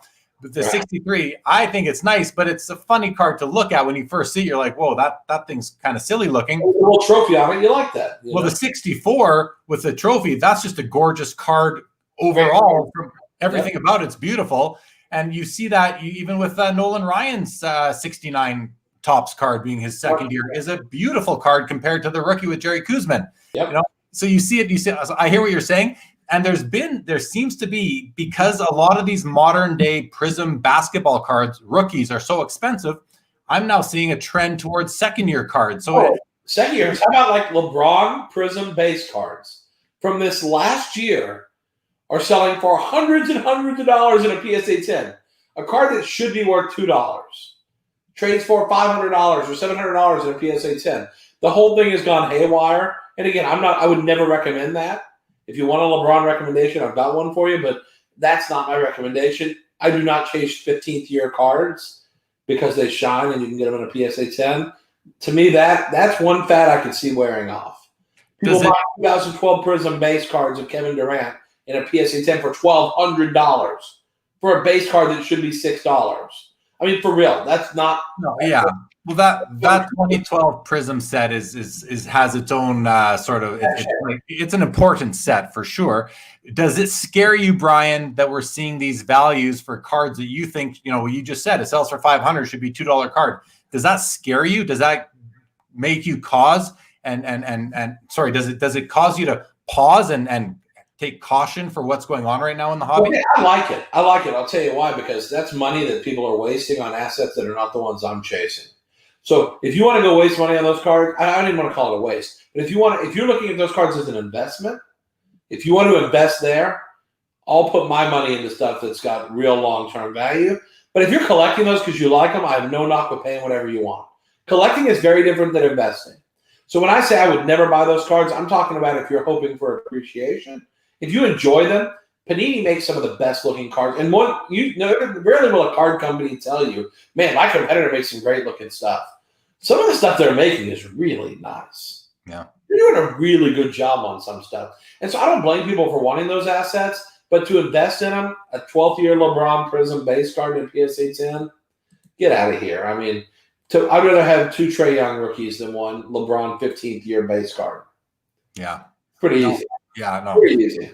I hear what you're saying, and I think, while there's so many new people in the hobby and so many veterans that are still in the hobby that are expanding outside of their comfort zones, looking for opportunities, a lot of people are just they're identifying what they think are opportunities, and I'm not speaking to anything in particular, but it's a numbers game. Many of them will not be the opportunities that they think they are, and that allows the more savvy, more experienced collector to hone in, like yourself, on what you feel are going to be more secure investments. Well, your thesis on LeBron is not terrible, because the thesis is he's 2 or 3 years from retiring, and he will never have another card in a Cavs jersey ever again. Because Upper Deck has him exclusive, and once he's done playing, Panini can't make cards of him anymore. Now, for me, that means I'm going and buying flawless patches of LeBron, like high-end game use of LeBron from the flawless sets. That's where I'd put my money, because I think those cards, those have a real chance of being worth a lot of money. But so I understand the thesis behind it. That is the thesis, that he will not have many more cards. He's almost done. Yeah. And when he's done, he will never have another card in a Cavs jersey. So I think that's the thesis. We'll okay. From there. Yeah. Fair. I just want to mention to this user, I'm not sure who you are, but I don't know why your name isn't showing up on Facebook. If you are viewing on YouTube, your name shows up automatically. If you're viewing on Facebook, it only shows up if you've gone to StreamYard.com/Facebook and click that big blue button. Or if you're using a different format, if you're using your phone now when you were using your computer before, it might not show up. All right. Mike Davis owns a card shop here in Calgary called East Ridge Sports. Wants to know, do you think that there is a sport that has an upside, i.e. a NASCAR, golf, tennis, etc.? I mean, look at soccer. I mean, geez, whether it's Jadon Sanchez or Mbappe, or these guys are getting expensive. I mean, I've been buying Mbappe's for a product. I'm going to pay $700-800 for PSA 10 Prism Mbappe's. So I mean, Messier autographs are getting expensive. I mean, so I think soccer has proven there's tons of upside in soccer. NASCAR, I'm not a buyer on that. I'm not even sure it's a sport. I guess it kind of is. The car does more of the work than the driver. But, NASCAR, I'm not sure. Golf is hit and miss. Yes, if you're generational like Tiger, Rory, whoever, that's fine. Yeah. But there's way more misses than hits. And no one makes golf cards consistently. It's like everybody puts a couple of guys in good one. Big deal. Tennis, we got out of that business for a reason. You have 2 good players every 5 years, and they're usually good-looking women. That's usually what people collect. Yeah. They don't buy the guys that are good except Federer. He's the only guy they buy, really. And then they'll buy the cute girls. And we don't make modeling cards, so we're out on that one. So, those other sports I'm not a buyer on at all. I definitely don't have a problem speculating on soccer, because these guys have paved the way for soccer. Really has probably the most upside out of basketball. Short of basketball, soccer has the next most upside. Yeah, I think I agree with that. I think we're seeing a lot of that upside already. Michael Lewis wants to know, where else do you buy cards besides eBay and card shows, Twitter, Facebook, etc.? Yeah, I'm in tons of Facebook groups where I put stuff out there. Twitter, I obviously under at Leaf CEO. You can tweet me or send me private messages and offer. The other thing is, we just started a brand new site called CardboardCash.com. And it's so cool because you can take a picture. We haven't even publicized it because we've been in a soft launch. You can take a picture of the card you want to sell me, register for the site, just upload the picture. It sends me a text and says, Brian, time to make an offer. I make an offer and it dings you right back with my offer. You have 24 hours to take it. So you can basically show me stuff you want to sell. And the way it works, because, again, we don't know you and we're a big company, so we like to think that you can trust us. You ship the card the day it arrives. As soon as it's checked in, we PayPal you on the spot. So it's a good system. And again, I think I've already bought about 50 grand worth of stuff through it just on our soft launch. But it's so great that you can just take a picture and boom, you get an offer from me right away. Please don't offer me $5 cards. I really want nice high-end graded stuff. Stuff that's $50 that's $20,000. But yeah, use that CardboardCash.com. We haven't ever advertised it anywhere. But you can go on, just take a picture and somebody stuff anytime, day or night. I just love that you have your own card buying app. That is that's just awesome. CardboardCash.com, baby. Cardboard Cash. Brian Gray is a serious buyer of sports cards, everybody. Okay. This is a bit older, but Pepperdine says, I guess this must be in reference to GMA. Yes, it's a cheaper service out of Sarasota, Florida. Some interesting videos comparing it with PSA on YouTube. Comparing GMA and PSA is comparing me to Brad Pitt in the looks department. While I may be amazingly handsome, we're not in the same class when it comes to that. I would stick to PSA and BGS. And if you're feeling like stretching a little bit, maybe SGC. We don't buy SGC cards generally, only here and there. But PSA and BGS, even though I know it's hard to get your stuff graded because pricing's changed, turnaround's tough, we stick with the big guys ourselves. And they're both. I've spoken to both BGS and PSA personnel recently, and they're working on those backlogs. People don't realize how hard it is. It's brutal. It's a hard. It's tough to find people to do the job. It seems to be the biggest part of the bottleneck, as well as closing down for a few weeks during the pandemic. Legion Italia, here we go. Legion Italia says, it seems that Leaf and Upper Deck seem to limit their production to maintain demand. Top seems to be printing more and more every year. Any concerns about a runaway production affecting the market? I think generally that would be the risk normally, I'd be scared because in the past manufacturers have been able to ramp it up. The problem is, from what I know as a manufacturer, none of us can get more autographs. It's like Panini can't get the basketball players to sign anymore. Topps can't get any more. We can't get any more. These football players won't even finish their deals. We had to threaten to sue a guy from last year's draft class because he never finished his cards, and he basically told us to sue him. So at this stage, we can't get more autographs. So I don't expect the manufacturers to be able to ramp up. We're pumping as much as we can out, and it's not making a dent. The only way we're going to overproduce is if you guys quit wanting the stuff and the demand cuts by 80%. I talked to one of my fellow manufacturers last week, and I told this person that if demand dropped 50% overnight, we still would not be making enough product to meet demand. So I see no fear in that at all. And I think the manufacturers have shown incredible restraint and not trying to destroy the customer by overproducing. I think the numbers and Topps, they may be making more. It's not nearly enough. The demand is so high for their stuff, not nearly enough. Okay. I admit I was a little bit distracted at the end there, so I'm not going to say awesome or I agree because I wasn't exactly focused. Usually I have that effect on the women in the audience. The guys in the audience, but okay, that's fine, No worries. Well, my apologies for that. I'm scanning the comments. I'm looking for ones that are, we have a lot of the guys in the comments right now kind of talking to each other, so which is great. I'm just trying to find the ones that have some questions that we can ask you. Too. They don't all have to be softballs about how great Leaf is or, how the hobby's so hot. It can be anything. We're very transparent because again, I figure if I could meet the Wizard and the Wizard of Oz, I really would have wanted to see behind the curtain how everything worked. And the fact that there's someone willing to tell you how it works, that's an opportunity, I think. I'm willing to know how it works. If there's someone who says, hey, I've always wondered why you guys do this or why you guys do this. Why stupid sticker autographs? Why redemptions? Why? Why? Those questions are welcome. I'm not scared of them. Some manufacturers won't answer those questions, but I will, Yeah. So let's see what else we get on that note. I'm going to throw up on the ticker, guys, just the upcoming guests that we have coming up on Sports Cards Live through the rest of the month here.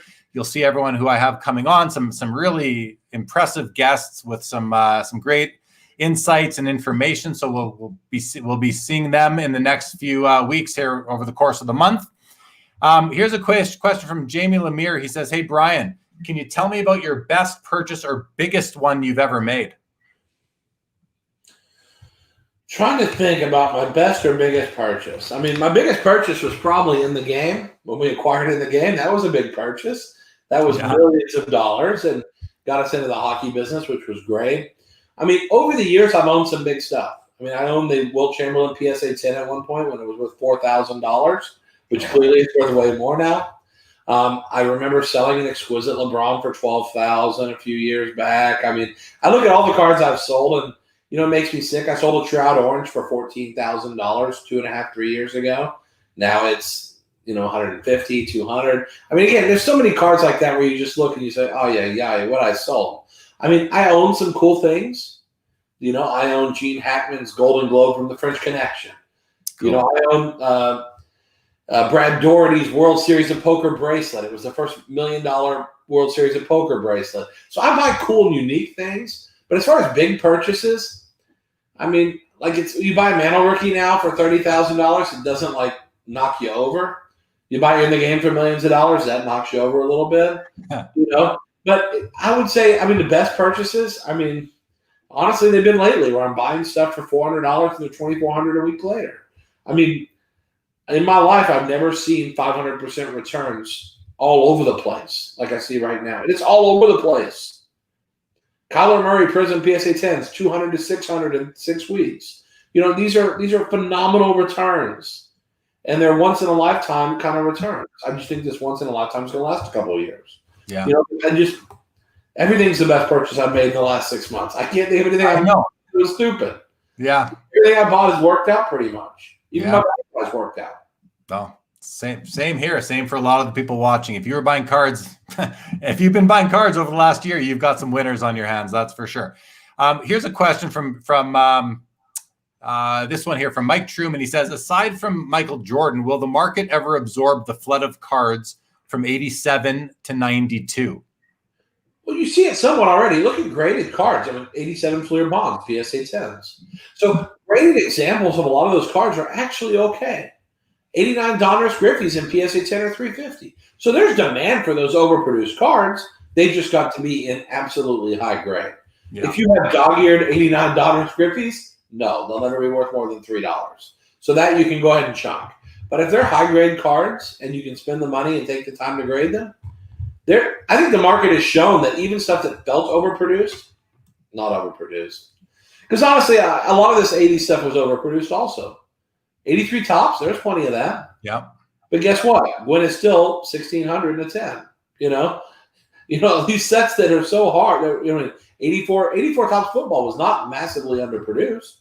It was football, so it was not that big anyway. But there was plenty of it. You had a PSA 10 Elway, it's $4,000. So you can make plenty of something, but instead of 89 Red Griffies, they're $1,600 in a PSA 10. That's the most overproduced card of the 80s, probably, because they kept printing them. Who knows how long they printed that card? I don't want to say. Who knows when they stopped printing that? And I'm telling you, it still is worth a lot of money. So I think we're past this glut year thing. I think now it's about particular cards, particular grades. And yeah, there's trash every year. There's trash this year. Base tops cards of veterans who are crummy, you might as well throw them away. They're not going to be worth anything. Give them to kids. Don't throw them away. I hate when people throw away cards. But, the premise is 80s were just like the 2020s. Good cards are good and bad cards are bad. And there are some good cards in that era. For sure. Yeah. Okay, let's keep going. Sam says, Brian's energy and love for the hobby is so awesome. Thank you, Sam, and welcome to the show. Here's a question. Dan wants to know, what are your thoughts? What are the thoughts, complications on eliminating the sole license model in the market? Seems monopoly and against capitalism. No, it is not likely. So basically, we've got all these single licenses in all the sports. The league seem to like this one model, this one company model. I think it's harming the players in some leagues because I think, for example, in hockey, if Upper Deck and Panini both had a license, the players would get more money. The players are the ones getting the worst of the deal, even worse than collectors, if that's possible. I don't think it helps collectors either because without the push for innovation, I think people don't innovate and put as much value in product as they need to. And so I think that's the benefit of having multiple companies.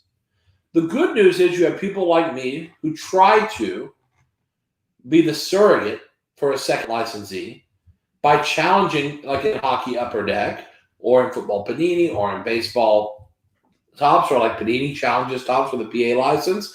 I think we're like the surrogate for that. We may not have a legal license, but we try to be creative and do compelling things that try to force the license manufacturers to do the best they can do. And in some cases, like Panini, I think they've done an exceptional job. And in other cases, I think the companies still have work to do to make sure they're doing the best thing to continue to innovate and provide value even when they don't have to. Right. Yeah.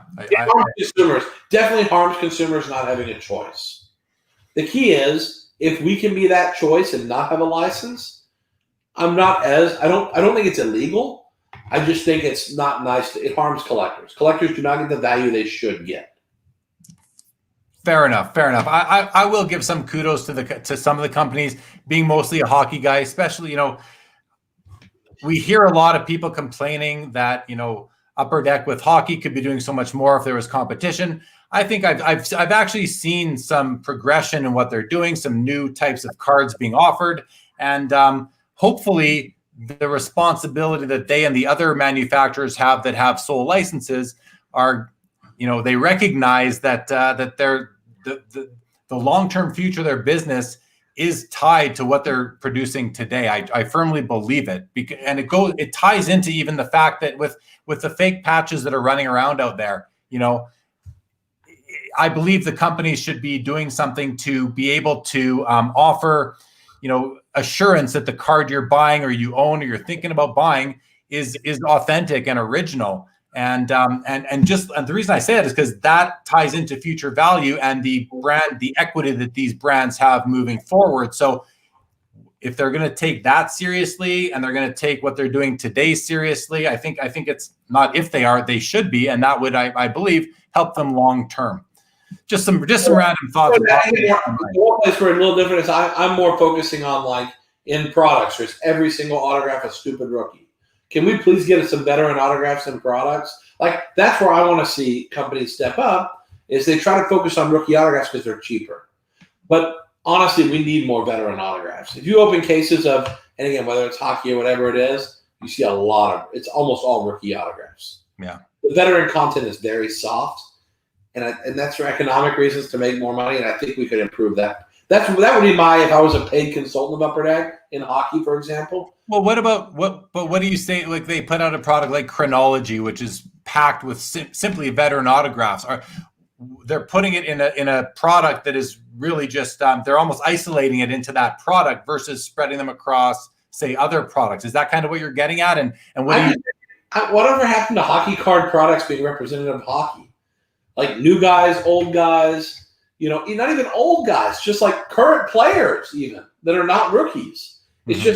It's really compelling to make your autographs rookies you can pay $3 versus paying Stamkos $50 to sign, you know? And I don't know that I blame him because Stamkos at 50 is too high, but, you know, I think at some point I'd like to see some real hockey players that are not wet behind the ears still with autographs. And listen, I'm not telling them how to do business, but again, if Panini were in the business, in hockey, I will guarantee you there'll be more veteran autographs than you're seeing right now.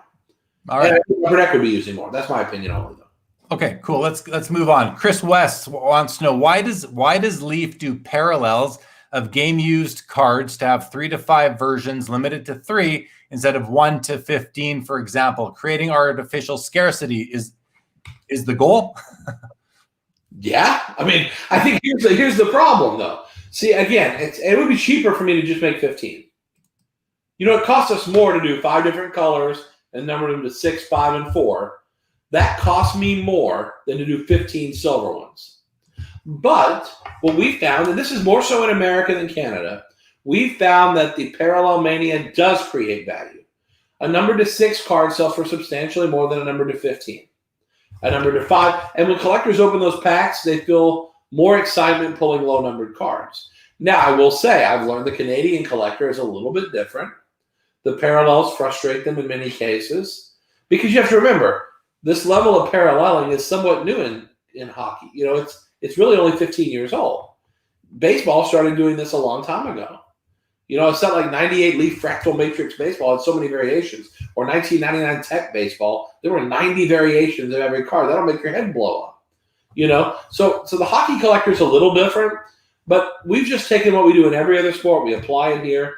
And like I say, if that drives you nuts and you feel like the competing product is much simpler and easier to understand, I wouldn't blame you for buying the other product. But I think on the whole, the value we're providing is exceptional. And I think whether we're trying to create artificial scarcity, I wouldn't say that. I would say we're putting some variety And those have different foil colors. So when you open the pack, it's not all silver numbering. It's some different. Again, it just creates a different look to the cards too, especially with the heavy foil use we do. So I think we're adding more value than just artificial scarcity. But sure, isn't every card numbered to 1/1 artificial scarcity? That's what he means. How about this? Just make one of them and don't put a number on it then. Yeah. Let people figure out there's only one. Yeah. Well, no, you put the number on it because you're accentuating the scarcity. That's my opinion. Who knows? All right. Let's go back to licensing for a second. Chris says, how much of the monopoly now do you think is due to players not wanting to sign so much? Another company just means way more signing for certain players. I mean, Brian, my understanding, and this is based on the discussions I had on this show a couple months ago with Dr. Brian Price, is that the leagues prefer one card company because it's just easier for them. They don't need someone on staff to just manage the card deals. Yeah. It's easier, streamlined business for them. Why do we only have the one?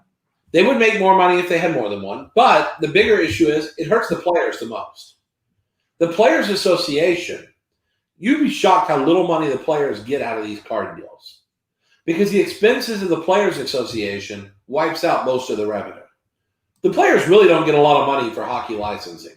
And so that's where, to me, long-term, they need to have more licensees for the players' sake. Because after all, the players are the assets being exploited, and I think they should get paid for it. You know? And to me, if the players can make more money, why limit the amount of deals they can do? Right. Yeah. Sorry, my buzzer just went off. I got a card on eBay that's ending in about a minute that I might put a bid in on. So I'm going to outbid you. Tell me now. I'm not telling you what it is. It's not a card you're after. Trust me. Never know. Go ahead. I'm not telling you because if I tell you, I'm telling 100 other people. And for fun, just jack. I'll tell you when there's 15 seconds left. There's still a minute left. Let me just get my bid set up. So tell me, and I'll click the button real quick. I'm getting my snipe in there and ready, and I got 53 seconds till it ends. In the meantime, Mike Davis has a comment here. And a question. Panini has recently cut the amount of product offered to Canada, where stores are lucky to get any product, yet they're selling more on their own website. Do you think that cutting stores out is going to be a model we will see more and more of going forward?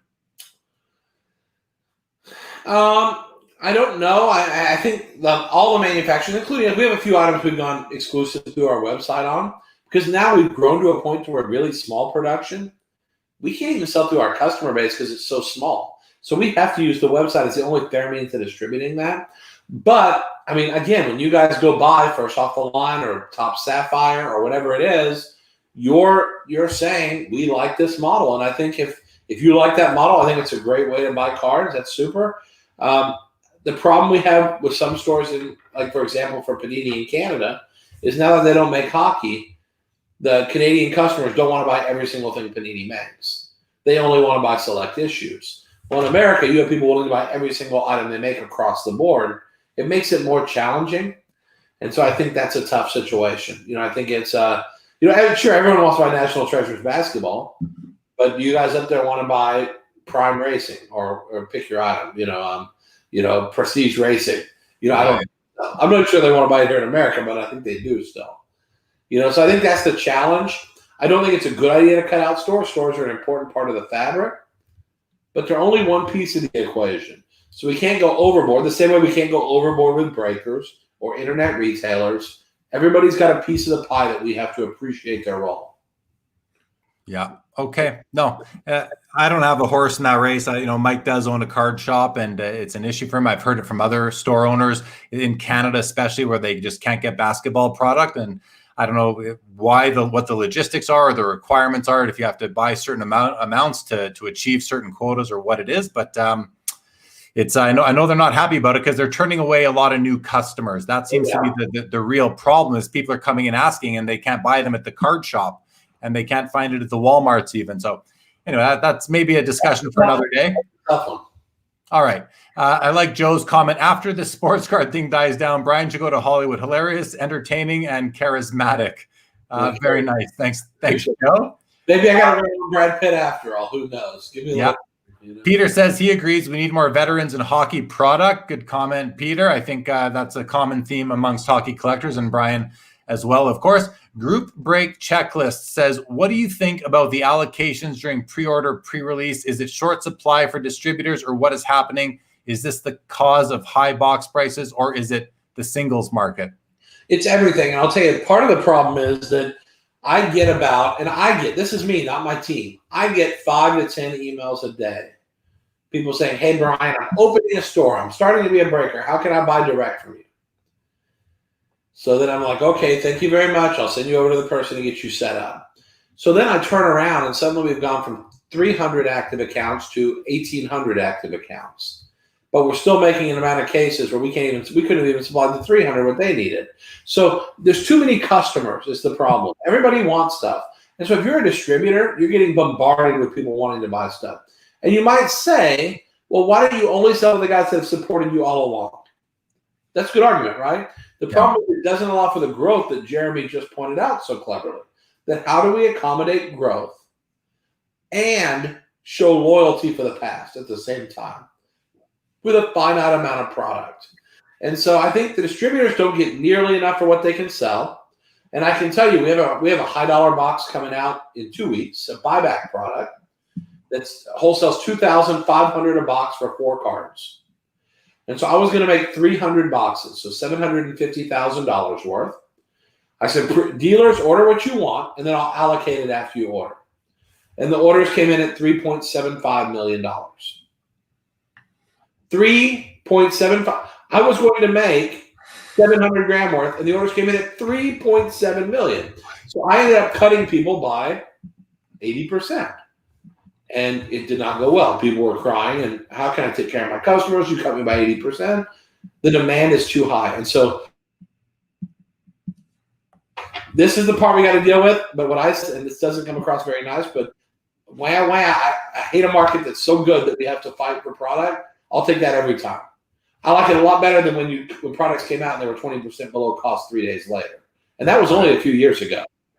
Yeah. So I like this market. I know it's hard, but I would rather cry and be upset I don't have enough product, but know that it's a great market than be in a situation where there's no demand and no one wants the products. I'll take that every day of the week. It sucks though. I get it. Yeah. A lot of people just aren't getting what they want, and but it seems like they're not alone, right? There people all across the hobby are just being shut out of product over and over again. Slob's Baseball Collecting says, true collector. I don't know if he's talking about me for bidding on a card while I'm streaming live here. Ziggy No says, sniper time. Yeah, I sniped it. I got the card, by the way. I did win the card.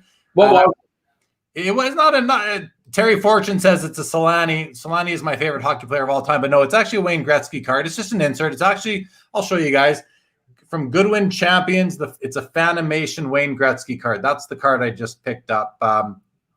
Pretty much a case hit type of card. It looks like Elon Musk. A little bit there, because it's in his old age. It's just a recent, like did I draw that? What's that? Did I draw that one? You might have. Hey, man, don't slam my card. Don't show Wayne that, because he may cancel his deal with Upper Deck if he sees that. Oh, great. Okay. Sorry. Go ahead. There was no chance I was going to bid on that. Trust me. I know. That's why. Hey, I know.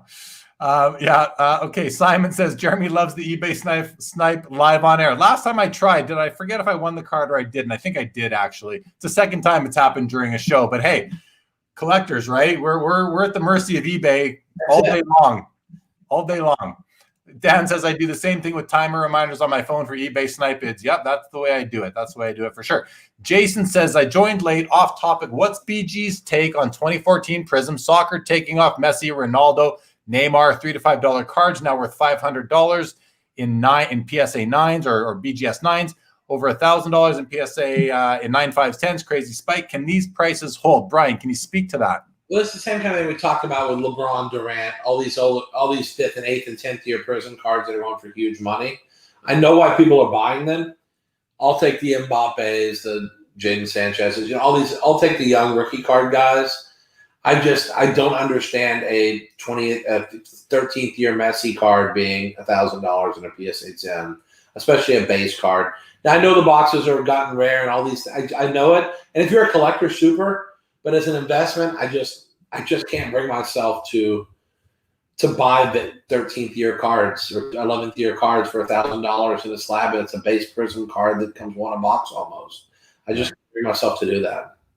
All right. Okay. So here, group break checklist basically says, listen, we need complete checklists for the buyback products. My dream.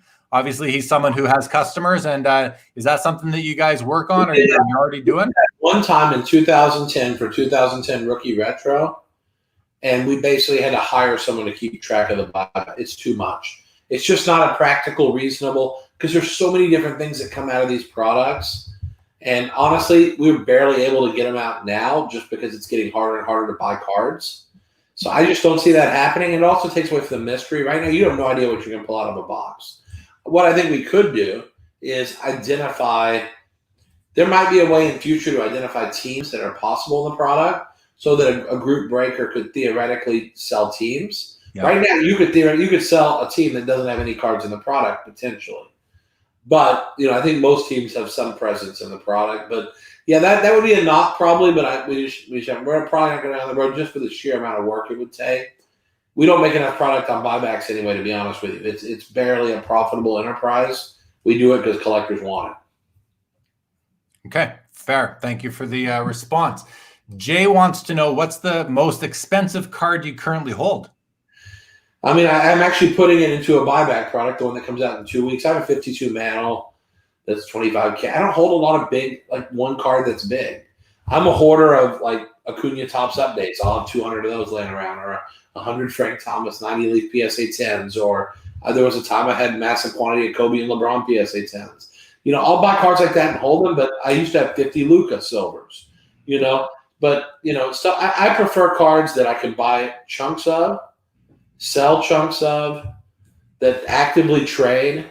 I've never been the guy that chases the Luka Gold Prism number to 10 for 80,000. I've just never been that guy. I've never chased the big Treasures cards because I think I can make more money chasing Prism Mahomes than Treasures Mahomes, as an example. So that ties into a question that I wanted to ask you was, you're stockpiling all of these rookie cards, key cards of players, the cards that I consider to be commodity cards because they're high volume. What do you think about taking the Luka Prism base PSA 10 as an example? That card is obviously got the Prism parallel, but it has several others, up to, I don't know how many, but up to 20, 25 other parallel. If you're willing to stockpile Luka Prism base PSA 10s and maybe the silver, are you interested whatsoever in any of the other parallels? I think in most cases, the color in Prism is all undervalued. I think red, white, and blues are generally undervalued. Because on a guy like Luka, a red, white, and blue is cheaper than a base. Okay, that doesn't make sense to me. On almost any player, Kyler Murray, red, white, and blue is cheaper than base. So I haven't understood that really, and I think all the colors tend to be undervalued for the relative scarcity compared to the base card. Mm-hmm. I think there'll be a day people will appreciate those more. But it's kind of like if 89 Upper Deck Griffey had red foil parallels, they'd probably want the 89 Upper Deck. It's the iconic 89 Upper Deck Griffey. So it feels like the base. It's so funny. It's like a Treasures rookie card. Sometimes a number to 25 is worth less than a number to 99. Because the one is like an insert version of it, and the one is the real RPA 99. And they want the real RPA number to 99. So, but I do believe they're undervalued across the board. The colored stuff in Prism is undervalued across the board. Okay, no, I was interested in what you thought about that because even chatting with you the other day, the cards you like to invest in are the true rookie, let's call it. But these rookies have all these parallels that are, like you said, I think you're right. I agree. They are, if they're not selling for as much as the card that has a much larger print run or a perceived print run, because we don't really know what these print runs are, then there should be some value there. But it really comes down to, are collectors, anywhere in the future, any point in the future, from tomorrow to 10 years from now, are they going to be as interested in some of these color cards as they are in the base or the Prism parallel? I think they will. I find the liquidity and the ease of buying, and I just find the liquidity so much stronger on the base version of the silver. All right, cool. Jason says, thanks. You're welcome for addressing your question, Jason. Unknown user says, how about another Leaf cut signature series? It's been about 4 years now without one. Anything like that coming out shortly here, Brian? We did a Hall of Fame baseball version. The cut signature with all kinds of celebrities. Honestly, we're using all our resources to buy cuts for products like Pearl, where we just bought a Vladimir Putin cut to put in Pearl. We're buying cool cuts to put in there. So most of our resources on the cut side are going to be for products like Pearl. But I will say Pop Century, which comes out in September, October, there's tons of cuts in there. And it's all kinds of names, old and new. So we do still work with cuts, but again, it's just we've gotten bigger. And so doing these little boutique cut signature products, just on a risk-reward time basis, it just doesn't pay off. Like there's so much demand for products in much larger quantities that we need to be trying to focus on that. All right. Cool, man. Cool. Okay, we got some more stuff coming in here. Charles says, how do you feel the production numbers are with Prism basketball, and will it cause another overproduction similar to the 90s? But before you answer, Brian, my understanding is that, it seems like they're printing lots, but people can't get enough. So is it really overproduced or is it underproduced?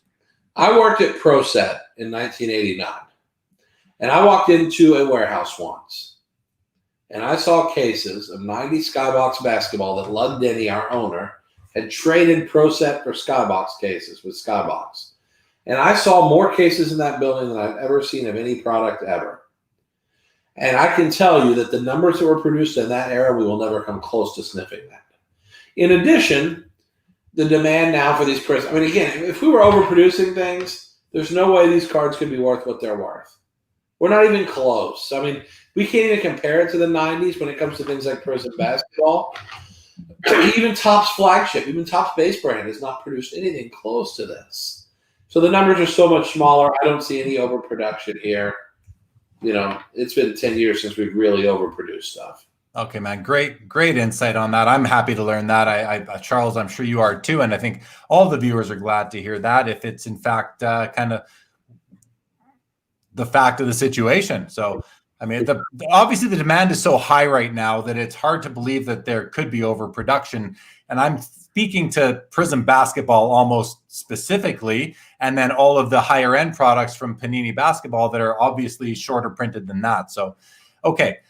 Here's a great question from Sean Robb. He says, in modern NFL football cards, we see so much of the value going to top 10 quarterbacks. Can you see values rising for players of other position, wide receivers, running backs, I would think especially? Well, here's what's interesting. I was on here before I was on the air today. I was on eBay buying Prism PSA 10s from 2019 and 2018 football. So I went through each player individually and searched eBay and bid on every card of these guys. I'll tell you exactly what I bid so you can outbid me. I was buying Dwayne Haskins. I was bidding 120 to 130 a piece. Drew Lock 375. Kyler Murray 600. Daniel Jones 210. So I went through all the quarterbacks first, put all my bids in, made all my offers. I bought about 15 grand worth of stuff. So then I said, okay, now I'm going to look at the running backs from that draft. And I look at Josh Jacobs. It's amazing. He's $170 in a Prism PSA 10. And I was like, hold on, that's almost as much as Daniel Jones, who is a highly talented quarterback, and it's more than Haskins. Then I looked at DK Metcalf, and he's $155. Something has changed in the last few months. And if you look back at McCaffrey in 2017 Prism, he's $400. Alvin Kamara is $120. Ezekiel Elliott's $200. Those cards were always dirt cheap. Ezekiel Elliott's would not sell on eBay at $50 about 4 months ago. They sat at $50 because I cleaned one guy out of like 40 of them at $50. He had them on there at $49.99 or best offer. And I went through and made the opening bid at $49.99 and bought them all. Yeah. I probably could have offered and got them cheaper. But I bought like a bunch of them. And now they're $200. So I think you're starting to see people buy Michael Thomas. They're starting to buy Mike Evans. Look at Mike Evans. He snuck up. A lot of guys in these Prism sets have started to sneak up. And I think that's a function of the quarterbacks have gotten really pricey. When Lamar Jackson's $2,800 and Pat Mahomes is $8,000, yeah, I see compelling value in Josh Jacobs at 130, 140, 150. In Alvin Kamara at 80, or Zeke at 200, or Dak at 500, or Wentz at 400, or pick your guy. I think it really. I'm walking at 800. does it not then come down to your time horizon here? Because if you look back in time, if we look back to the 80s, there's only a few cards from the whole span of the 80s that are worthy of collections today, and you're snapping up most of them. No offense to the lesser players, to the common type of cards, but I mean, how many of these guys can really last? It's easy to buy and flip within the season or even within a couple seasons, but and that's why time horizon is so important when you're talking about this. If you're now going to, instead of thinking on a shorter time horizon, think a 10-year horizon. Now, who are you buying? Are you only buying quarterbacks, or are you buying running backs and wide receivers as well? Well, first off, I don't see myself holding any of this Prism 10 years from now. And I probably will kick myself in the butt for not owning it, but that's not my vision. My vision, in 10 years, I'll be trading 2027 Prism guys, right. 2029 Prism guys. My horizon is shorter. I'll never be the one who holds Mahomes when he's worth $8,000. I will have gotten off the wagon before that. But with that being said, if you're looking to be a contrarian investor right now, in 2020, you won't be chasing Burrow and Tua Prisms. Everyone's going to be chasing those. Herberts, Jordan Loves. Some people may even chase Eason Frome. I doubt it, but maybe. I think the smart money will be chasing, some of the running backs and wide receivers, and just buy them by cheap base when they come out. But you got to buy as soon as they come out, because after they've been out for a while, everyone's already graded all the good ones. Right. So I used to do that with young guns. When I buy young guns, I want to buy them the first 7 days because no one's had a chance to grade them yet. After that, you're not buying raw cards that are nearly as nice unless you buy them on ComC from EPAC. So you're not going to buy nearly as nice a card. So I would say the week it comes out, you pick your 5 players you believe in, and you just could buy as much raw as you can. And you go out and buy the CeeDee Lambs and the Jerry Judys or the Henry Ruggs, whoever it is you like. Those are not my guys. But like Clyde Edwards-Helaire, he's going to be the starter in Kansas City if there's a football season. And, even if he's $10 or $15 for base, it's probably okay. It's a good buy. But you got to buy it as soon as it comes out, or you're going to miss the boat on that. All right, good. Thank you, Sean. I hope that satisfies your question. Simon wants to know, do you have a personal collection? For my only personal collection would be autograph stuff. My autograph collection is kick butt. Someday I'll break it out and show you. I have some amazing stuff. But I have personal sports card investments, yes. They're investments, though. They're not collected. There's a few cards I've kept over the years because they meant something to me. The Billy Ripken F-Face card, I love that card. There's Scott Jordan, my vice president, his 89 Donruss rookie card. That's in my collection.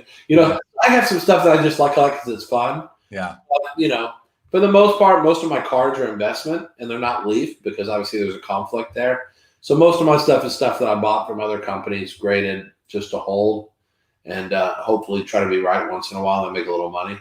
All right.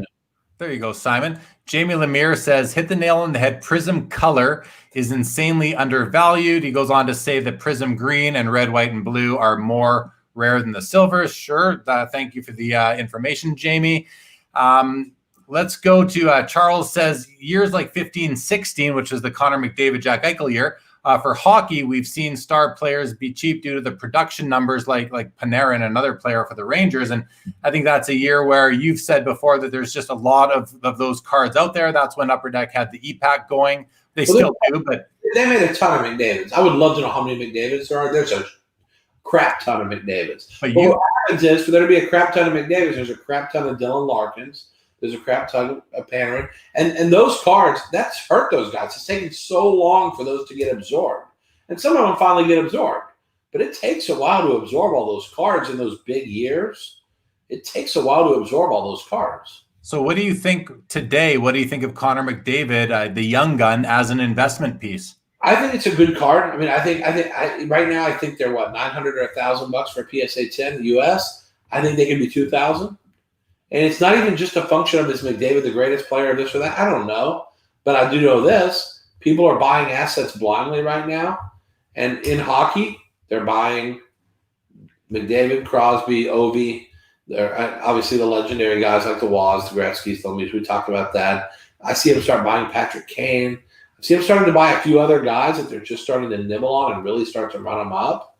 And so, again, I follow that market a little less closely just because I see too much upside in the other sports to really focus on hockey. I just have to wait too long for the hockey to play out. Yeah. And I can't wait that long. I really want to see more movement, and there's too much. I can't buy fast enough right now on just basketball, baseball, football. I can't buy fast enough. Well, you mentioned Patrick. I think he's a great guy right now. The guy's got Stanley Cups. He's American born. He's a great dynamic player. Can you see? Am I still streaming right now? I had a technical issue for a second, but you're good.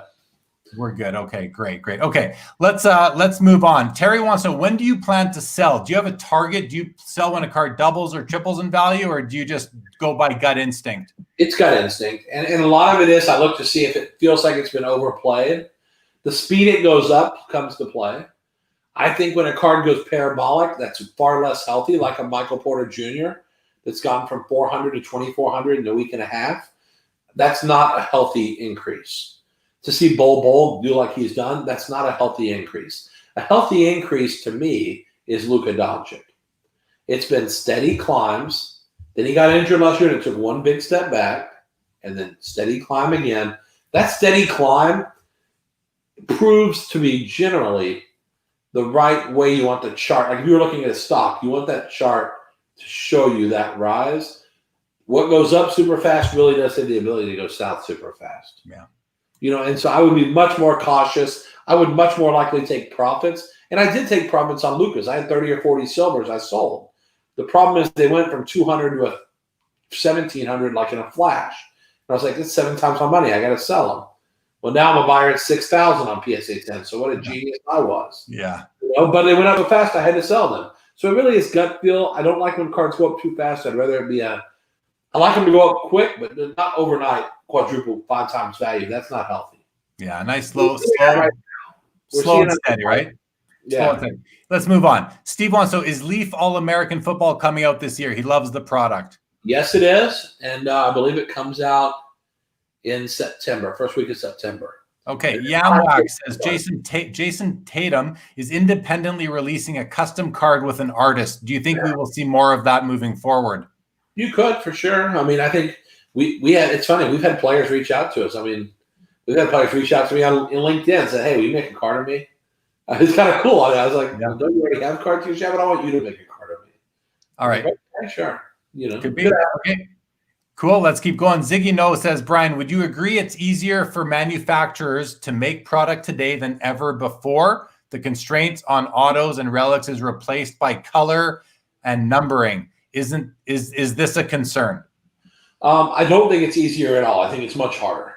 It's easy to sell because all we have to do is send out a sell sheet and people beg me to buy it. But it's not easier to make products now because, again, you have to think about this. You'll talk to Greg in a couple of weeks or next week, whatever. When you're trying to come up with insert concepts and names for products and inserts, it's freaking hard to come up with original ideas. We've been doing this long enough. Everybody has that. Upper Deck's used so many names over the year, and Panini's used so many names, and Donruss and Tops, and it's hard to come up with creative stuff now. Yeah. So I would say it's much harder to make products today than it's ever been. With that being said, our products use heavy autographs and relics, so we don't have the ability to just make silvers and they're worth much more. We barely make base cards, so we are very capital intensive in our assets and our products. For someone like Panini, I think it's exciting though, because long term it does increase. It's nice to see people collect cards that don't have autographs and relics. It's kind of nice. I like that. That's how the hobby used to be. I remember. It's been a while. Yeah. Okay, let's keep going. We got lots. There's still lots of questions coming in, Brian. We're already well past 2 hours. I'm willing to keep going for another 20 minutes or so. You're at your old age. You're ready to hang up. I'm alive still. So when you see me actually close my eyes and dunk my head over, that's the end. That's the end. All right. So let's keep going. I ain't scared. All right, let's keep going. Zach Klum, welcome to Sports Cars Live, Zach. Zach wants to know, what's your worst experience with getting a player to complete a contract? Well, we just had a guy that told us to sue him. I mean, and it's really too bad. And so we're offering people replacements. A football player, Panini's about to have a problem because I had about 400 cards he didn't finish. Panini's probably got 3,000. So you're about to hear from them. Eventually, they're going to have to replace them. But it's a football player who just said, I don't want to sign cards. I'm not doing it. And we said, but you have a contract? He said, sue me. So it's like, what am I supposed to do? We don't really want to go around suing players. And so, we just told the guy thanks. But what we have done is we sent out an email to everyone who had redemptions offering them like 10 different choices to replace it. Because we didn't want to just send a replacement and say, suck it. You'll get what we think you should get. So we're giving them a choice. But the opening paragraph says, blank, I think it's A.J. Brown. A.J. Brown chose not to honor his agreement with Leaf. Therefore, we are forced to replace. But we told the customer this player did not do what he said he would do. Because I think they deserve to know that the player did not care enough about the fans to finish their obligation. Right. So it sucks. That's the ugliest one, that the player just said, sue me. But we've had a couple before where the player signed a contract and then wouldn't do the work. We've had that. And we just do our best. And we try to keep it away from collectors because we don't want to muddy a player's image or make it sound like a guy's not a good guy. Or, it's just, these kids sign these agreements before they've ever played a game. And then once they're in the league, it's like this is a hassle, not a fun thing anymore. And again, our autograph quantities aren't staggering, but imagine signing 20,000 autographs for a company. Yeah. That's a lot. It's a lot, man. You can injure your hand doing that. Yeah. Okay, back to producing cards. Another Ziggy question. He says, in 2012, Prism was constrained by the number of autos they had for the product. Today, there is nothing to limit Panini. That's an assumption he's making, that there's nothing to limit Panini for making more and more color and numbered cards without any fixed costs like autographs. I mean, sounds to me like Ziggy doesn't have a complete understanding of what goes into making the product. He's right in one sense, is that there are more Prism SKUs than ever before. And a lot of it is driven by different color parallels. And a lot of that retail product, autographs are hen's teeth. You never pull them hardly. But here's the thing. If these blasters are worth $500, $300 for a blaster box or $200 for a blaster box, clearly whatever they're doing is totally fine. So I honestly think for this year, Prism production should have been even higher to try to keep the product from being worth $1,200 a box, $1,500 a box. And that's not healthy. $15,000 a case or $18,000 a case for Prism is not healthy. Not the year it comes out. So I would love to see it make more product. And Prism is one of the few SKUs that can actually do that because it is so driven by rookies and parallels and silvers and all that. Right. Okay.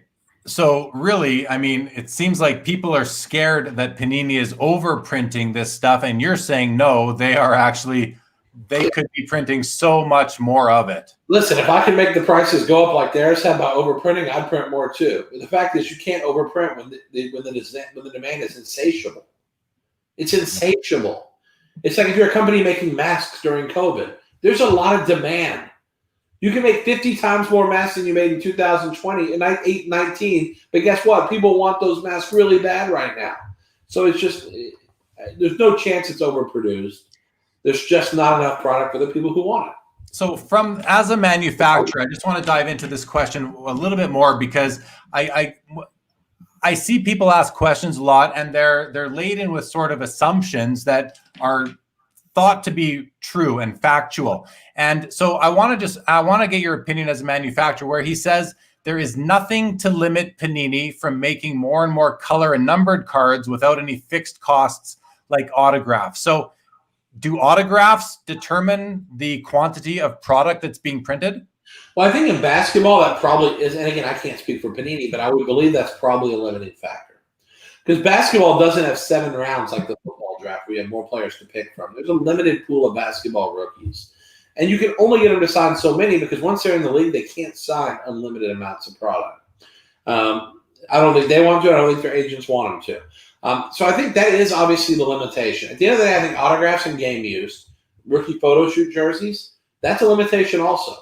Because they run out of jersey, and there's too many products now that require jerseys. The player can't wear 300 shirts during the rookie photo shoot. So there's going to be a limit how many he's going to wear, and it's less than people think it is.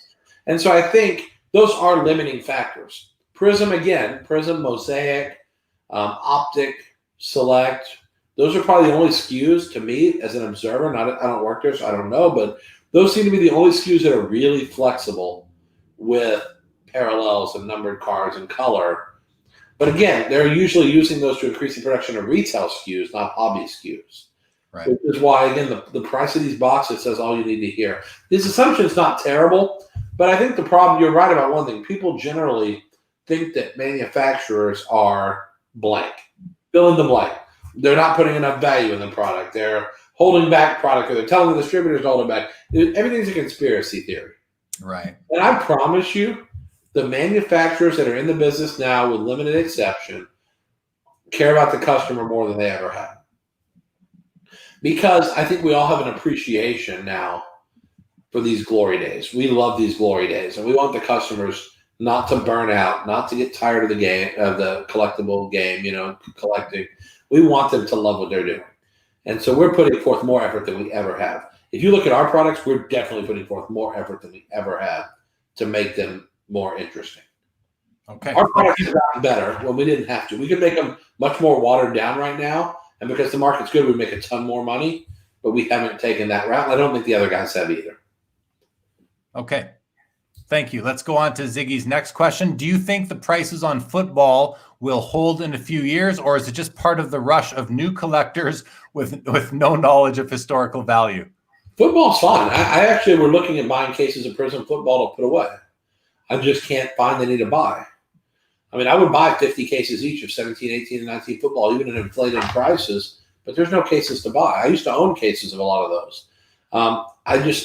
I don't see what's wrong with football. I think football's fantastic. Yes, you have some running backs that burn out after 6 or 8 years and don't end up being what you hoped they would be. But honestly, the quarterbacks carry it. And I think at the end of the day, these quarterbacks can play for a very long time. They can play for – look how long these guys have played. I mean, Well, for God's sake, Brady, Breeze, these guys have played a long time. Yeah, Roethlisberger, like these guys are around. Rodgers. Yeah. Okay, let's keep going because it's getting late, man. I want to whip through a few more questions here. Break checklist says Alexander Ovechkin stuff is severely underpriced still. It is changing a little bit, I know, but to get that apex or where others are, what does he need to do? Does he need to get close to 900 goals, or does he need to win another championship? You need to go back about 30 some odd years and have his mother give birth to him in Canada instead of Russia, probably. Right. Because I think his birthplace is probably going to cap where he compares to Crosby, Gretzky. You pick your guy. Russian players generally do not have the demand level of the Canadian player. Right. And I just think that will always be the holdback on him. The good news is I think until recently, he's been an extraordinary value. Now he's a good value. Yeah. But he was extraordinary for a long time. He was way too cheap. Well, what he doesn't have in country of origin or country of birth, he does have in personality. Like the guy is way more personable. I'd rather hang out with him than Sidney Crosby or Connor McDavid. It's pretty amazing because a lot of Russian players aren't that way. Right. Some of them are, but he's unique in that way, and that's good. It's not like the problem you have in baseball when you have Hispanic players or Dominican players who don't speak English. That's a challenge. Yeah. When they go on camera and they speak broken English, it's very hard for some people to really connect. Yeah. I think people have managed to connect with Ovi despite the fact that he's Russian. But I think that will never change. And unfortunately, hockey has always been that way. Yeah. There's always been a little bit of value prejudice to non-Canadian born players. True enough. I think the nice thing, though, is that we do have a ton of collectors in Europe who collect the Europeans. I'm assuming we've got a bunch of American collectors who like to maybe, lean towards collecting some of the American players, but I'm not sure how much the American public is driving the collecting of American-born players. If Canadian players is much bigger. Say again? The Canadian market, Canadian players there's a national pride to buying hockey cards of your. There is. Yeah, it's 100%. Let's keep going. Legion says, great stream, guys. Legendary host and guest. Thank you, Legion, very much. Group Break says, agree, great stream. Thank you, Group Break. Checklist. Jay Cervanto says, do you think Michael Jordan cards are still a good buy right now? Yeah, I wouldn't buy PSA 10s, but I think going out and buying PSA 8 rookies of Jordan at current market, PSA 7s, PSA 8s, love it. And again, you can say that for almost any card like that. I would be a buyer of 3 PSA 8s over 1 PSA 9 pretty much any day of the year. Yeah. I'm a buyer of Prism Silver 9s over PSA 10s because I can get them 2.5 to 1. I like having more cards. cards. Right. The market is so much larger for the more affordable cards. The PSA does a terrible job grading Prism. Half those cards wouldn't even make it into BGS 9.5 holders that are PSA 10s. So I'll take the 9s. I think the value is there. Okay, cool. Ziggy then says, thanks. I applaud Leaf for selling autographs and relics. My concern is Panini is just making more choice, T-Mall, retail, etc. I only add a few SKUs and colors, I'm leaning budget towards Leaf and Tops. Okay, thanks for the comment, Ziggy. And Absolute Authentic says 2020 Trinity looks dope. I can't wait to get mine. Legion says, yeah, something on that, Brian? Releases next Tuesday. Next Tuesday. There you go. Absolute. 2019 Trinity baseball that's finally coming out thanks to COVID, but who knows? Legion says MJ Holdings rep told me no more football. Turns out Walmart won't sell anything with Redskins branding. Will that affect the bottom line on 2020 sales? Any thoughts on that with the Redskins changing their name? They just asked us for a football item because we don't have any professional branding on it, which is interesting. Maybe that's a piece of it. I did not know that. Okay, so we're at the end of the comments for the first time tonight. So thank you to everyone who's watching for the immense amount of comments. Jamie, I see yours that just popped in. We'll get to it right away. Guys, hey, if you're new to the show, thank you for tuning in. Brian, thanks for bringing so many new viewers to the show tonight. Thanks for tweeting about this. I do appreciate it. If you are new, you haven't seen Sports Cards Live before, this is the 35th episode that I've done since April. And all the other episodes, they do live on the YouTube channel, Sports Cards Live. If you are not yet subscribed and you'd consider it, I'd greatly appreciate that very much. Closing in on 900 subscribers before we went live tonight. Hoping to get to 1,000 by the end of the month. That would be cool. So thank you, everyone who's already subscribed. And again, thanks, everybody, for watching, for all the wonderful interaction tonight. Let's keep going. Jamie says, Brian, what are your thoughts on this surge in, we talked about it already, Jamie, in second-year cards? Do you think the trend continues, and is it going to fall into hockey? Jamie, you must have been off for a bit. We already talked specifically about that, so we will keep on going. Sell those cards and spend the money on rookies. Basically, Jamie, the answer, his response was he doesn't like it, and just to be very quick and blunt about it. Group break checklist, thumbs up. Thank you, Ben Anderson. Thanks, gentlemen. Thank you, Ben. Okay, Brian, one more thing. I promised a follower on Twitter that we would talk about this. This goes back to last year, the whole grading, trimming scandal, and then the BGS 10. I don't want to call it a scandal, but there were some accusations made. Hey? The discussion on blowout forums and other places. Some accusations were made that one of your current employees, Joe Clemens, was an ex-employee of Beckett Grading Services, and that he was getting a ton of black labels basically from having somebody on the inside. We did talk about this on my episode just a few days ago with the VP of grading at Beckett Grading Services, Jeremy Murray, who informed me and all of our viewers that, several people testified under oath that there's none of these shenanigans were going on. Somehow, Joe Clemens, your employee now and the ex-Beckett employee, managed to get a whole bunch of BGS 10 black labels. What can you add to that, or what are your comments on that situation, Brian? Sure. I mean, I can tell you this, a few things. Number one, I submit a massive amount of cards to Beckett, and I get no beneficial treatment. Most of our black labels and or 10s are the results of Valiant baseball and football, where those products have graded cards in the packs. And so we weed through, let's say in Valiant football, we get in 30,000 autograph cards. We weed through the 30,000 autographs to end up getting for the consumer the best 5,000 graded. So if you weed through 30,000 cards, you're going to get a lot of 10s. Yeah. But most people in their collections are weeding through 10 cards and sitting in 3. There's a big difference. So, and those are also freshly manufactured cards where we have control over the production quality. So they've never been circulated and people touching them. So that's number one. As far as Joe, the stuff he generally graded was easy to grade stuff. Stuff like 2012 Prism Baseball or Allen and Ginter. I mean, really easy to grade stuff. Topps Now Acuñas or Topps Living Acuñas. Well, Topps Living had the black corners, so maybe not that one, but Topps Now Acuñas. So he graded really easy to grade stuff because what he found is there was a niche. No one was grading really cheap RC logo cards. And by getting those cards graded as 10s, you're able to turn a $2 card into a $40 card or a $50 card. So I think he found a really good niche.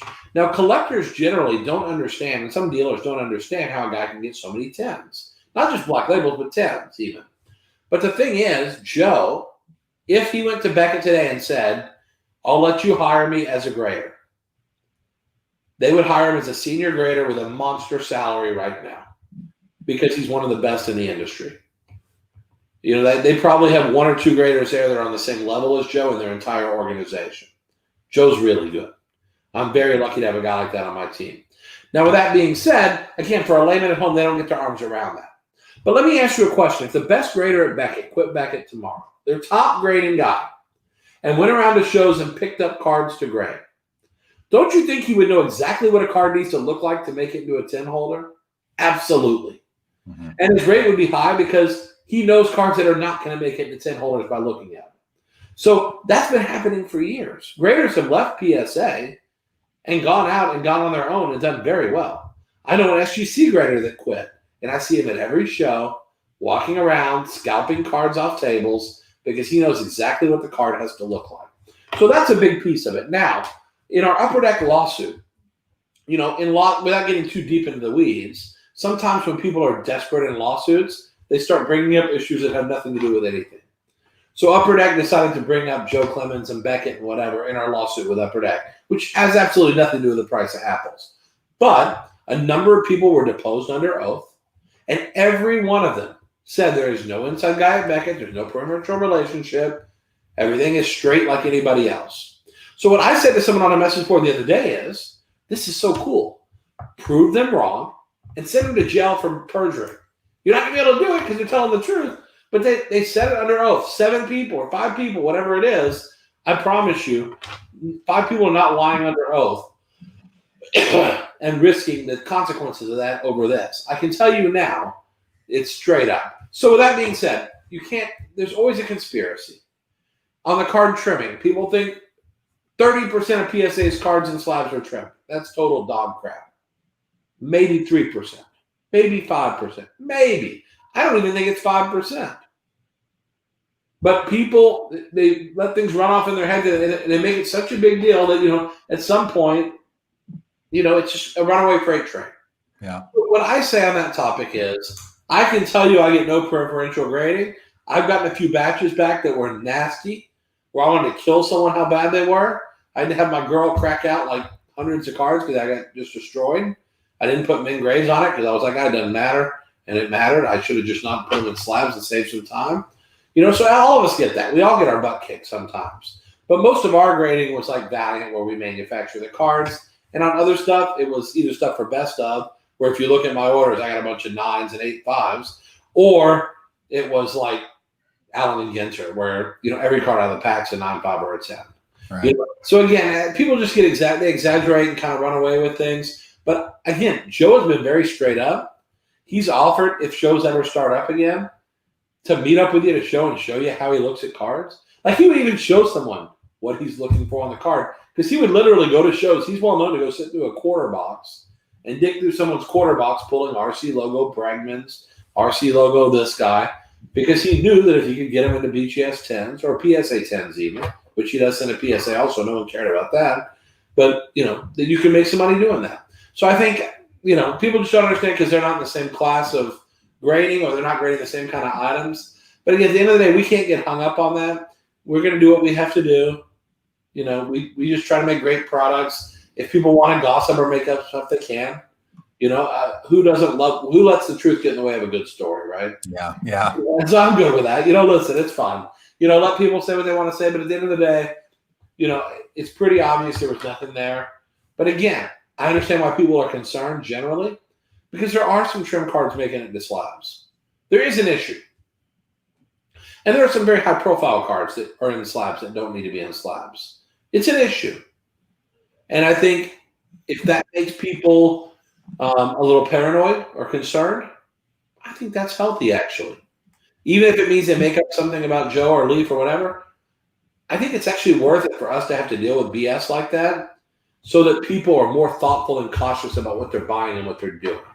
Yeah. I'm willing to take that brunt of BS so that people are more thoughtful. I think it's a good exercise. Hey man, that's generous of you, and you know, so many thoughts in my head from what you just went through there. When you said that, you know, people will make a mountain out of a molehill about certain issues and that, or even the rate of cards and PSA holders that might have been trimmed. Someone said on one of my other videos the other day, they left a comment saying that most of the cards and PSA holders vintage that are PSA 8s or higher are trimmed. And I thought to myself, I've submitted some myself that have come back PSA 8 or higher. So I mean, people have never opened a vending box or a vending case of 71-72 hockey. I mean, if you open a 71-72 Topps vending case, almost every card in that box is going to be an 8. Yeah, they've never done that because they don't see those, and they're not going to spend $4,000 on a box. You know, because that's what it costs. You know. So you can't. People will assume facts not in evidence on a regular basis, and our job is we take one shot to educate them, and then if they get like personal attacking, whatever, then we move on. But we do take a shot to be patient, because again, I accept the paranoia that people have, because people have been screwed over the years by manufacturers, distributors, dealers, collector, whatever, buying search pack, whatever they buy. They've been screwed so many times over a 20-year span. I appreciate the level of paranoidness. I don't even think that's a word. Their level of paranoia. I appreciate that because it shows they care and that they're that deeply emotionally invested in it. Yeah. Now the key is to not live a life full of only chasing and trying to create conspiracy theories, but sometimes look at things and say at face value, it is what it is. It may not be more than it is. Not everything has a deep, dark, hidden meaning. Some things just mean what they are. And some things are scams, and some things don't smell right, and some trim cards are in slabs, and some fake autographs get authenticated by authentication companies. It happens. But on the whole, I saw someone on a message board say, this company's authentication, most of it is fake. And it was one of the big boys with the best authenticators. And I was like, I even made a comment. I said, really, most? Come on. He said, well, look at this. And he showed me one piece. And I was like, okay, maybe they made a mistake on that one. How's that most? Come on. But the problem is, it's like I tell my kids, always, never. Words like always and never are dangerous words. Yeah. Because they're almost and never true. It's always somewhere in between. Yeah. Agree. Often, usually, maybe, okay. Always and never, no. And so that's a good lesson for collectors is don't throw the baby out with the bathwater. There are some slightly unsavory elements to our business. But if you leave this and start collecting coins, you'll find coins that have the same issue. If you buy cars, you'll find cars where they told you it's all original. It's not all original. If you buy art, you'll find forgeries. Yeah. If you buy real estate, you'll find a house that's got issues the seller hid from you. Or that it used to be an Indian burial ground that your land is sitting on. You know, there can be something in anything. So look past that. Try to look for the best in people, but be educated. So when you do have something hit you upside the head, you're able to handle that. I'm with you, man. That's my word for the night. I'm with you. Legion says grading conspiracy theories. Nice. Yeah, Legion, they've been around for quite some time already, and they can be rampant at times. Also is very real. Thanks for that. Ed says, thanks for the truth. Ed says, needed to hear that side of the actual truth. So that's nice. Absolute says, Brian, are you hiring when MLB returns? I can be your guy for the Altoona curve. There you go. We're hosting a job fair here now. Love it. Love it. Here, Carlos says, great job, guys. I stepped up, but looking forward to the replay to get caught up. Thanks, Carlos.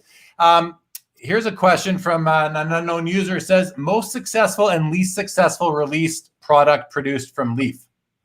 Okay, that's good. Worst product, which should have been great and it didn't work, was a movie called Vampire Academy. We made trading cards for it. It had some good people in it. And it should have been really good because it came right after like Twilight and all these movies that were like boomers. And this book series had been amazing. So we got the license for it, and people were excited when we got the license. They were like, you just hit the jackpot. And then the product just bombed. The movie was terrible. It was a bomb. That was the worst thing we ever made, and it's bad. What about from a sports perspective? What's the worst? From a sports perspective, I mean, I would say we had a couple of early. There might have been a tennis release that was really soft that just did not perform well. I mean, for the most part, we haven't had too many just disastrously bad products. Knock on wood.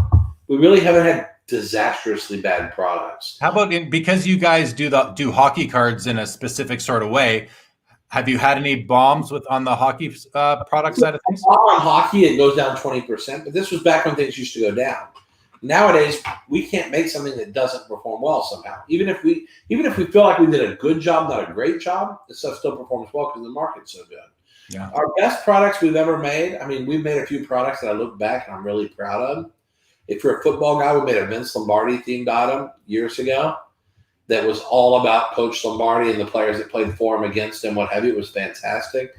Lumber Kings baseball this year, we have people who say it's the greatest thing we've ever made.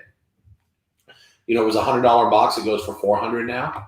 Yeah. Somehow, it's amazing. Wow. Pearl in multisport and hockey. Pearl hockey, I think, is one of the greatest hockey items ever made. Again, some people agree, some people disagree, but especially given our constraints, that's a milestone to make the most expensive box of hockey ever made. Yeah. It's amazing we could pull that off without having a license.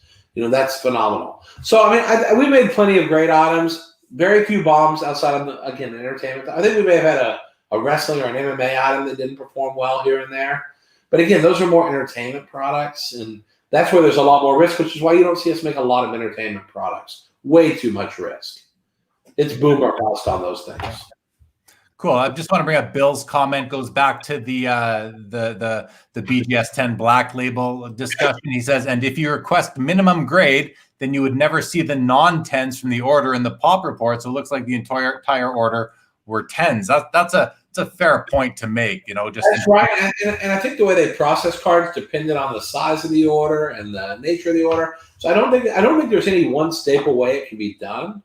I will tell you that our Valiant cards are processed in a way that you wouldn't be able to see cards that didn't make it. And again, it's because if we give them 20,000 cards, they're not going to put 15,000 NGs in the system. You know, so again, I don't know their system. I don't know how it works. But you're right. I mean, again, I know Joe, just like us, we're very selective what we submit. And we don't just gamble and submit stuff thinking, oh, it comes back in a 9, we'll crack it out. We submit cards we think are only going to 10, and because of that, we 9-5 along. Right.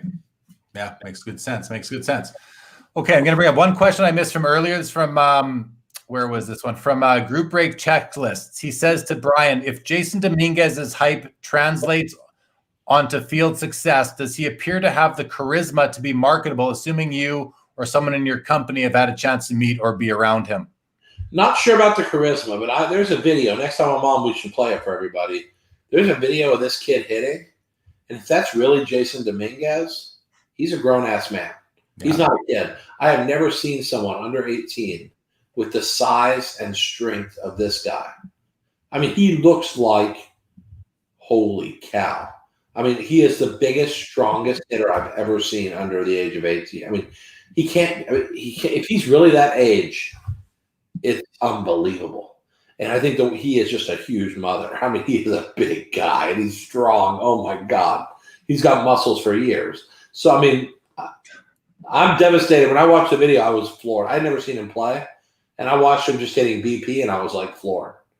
So, I mean, again, I don't think Acuna has charisma.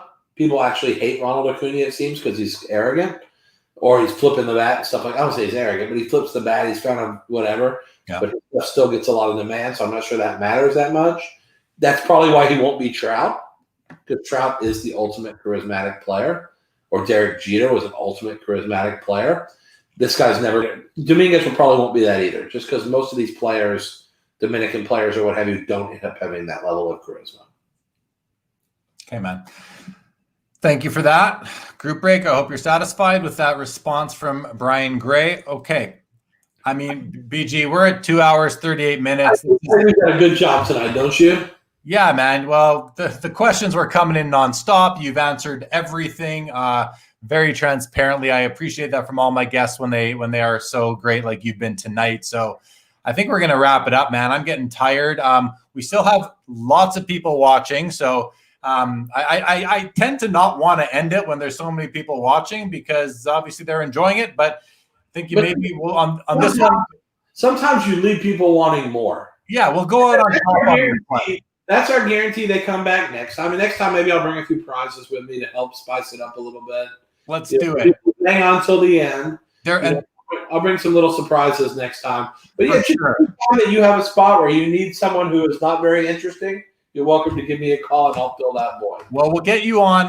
I'm going to try and do this with you at least once every quarter throughout the year. I think that's a good spacing out of your time on here. Someone made a comment earlier. He said, now's not the time, but I'd love to hear some stories from your pro set days, as I would too. I think that would be fun to hear some of that. Simon says, "Can we make Brian a regular?" Yeah, Simon, he'll be a regular. On a quarterly basis, maybe an extra one here or there if Brian's willing to, and I have the space in the calendar for sure. Yeah, Terry says, "Wear the Madonna coat next time, Brian." That's the only surprise we need. I don't think it would fit. I'm going to wear it as like spandex shorts. I can put her jacket on in spandex, but. Ziggy says 61 people watching on YouTube. Smash the thumbs up. So thank you, Ziggy, for reminding me, guys. If you are watching, it's your first time. Again, I've said it a few times, but I know people come and go throughout the episode. So I want to thank all the viewers who are watching for the first time. I want to thank you for coming in. Thanks, Brian, for bringing them to the show. This is episode number 35 of Sports Cards Live. Of course, I want to thank all the loyal viewers that I've had for almost from the beginning, or if not for the last several or couple months, I should say. Thanks to all of you. Of course, you can subscribe on the YouTube channel. You can hit the little thumbs up button. Apparently, it helps some sort of YouTube algorithm or something. I don't know how it works, but the more thumbs up you see, the better it makes me feel. So please hit that thumbs up. Subscribe if you don't mind. Really appreciate it. What is this? Bill says, and being this close to buying Donruss stories as promised last time. So there you go. There's two things we have to speak about next time you're on, Brian. Jeremy, can we take 30 seconds so I can tell the fastest story ever of that? Because it is my favorite hobby story. Well, why don't we save it for next time? I'll try. It's so hard because it's my favorite. Tell it. Okay, here we go. Real quick. So Donruss was for sale before Panini bought it.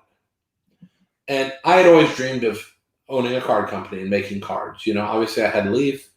I not had Leaf, I had Razor at the time. And I wanted Donruss. So I spoke to Ann Powell, who owned Donruss, and she needed to sell it. She kind of run into some financial issues. So I offered her $10 million for Donruss. This was going to be everything I owned, everything my family owned, all my friends. I was having to beg, borrow, and steal to get there. We went back and forth. No. So finally, I was at the U.S. Army game in San Antonio. It was like New Year's Eve. And I called and I said, Ann, I will pay $16 million. If you accept it, I will wire you $2 million on the 2nd when the banks reopen as a non-refundable deposit. So if I don't close the deal, you get to keep my $2 million for fun. But we have a deal at $16 million.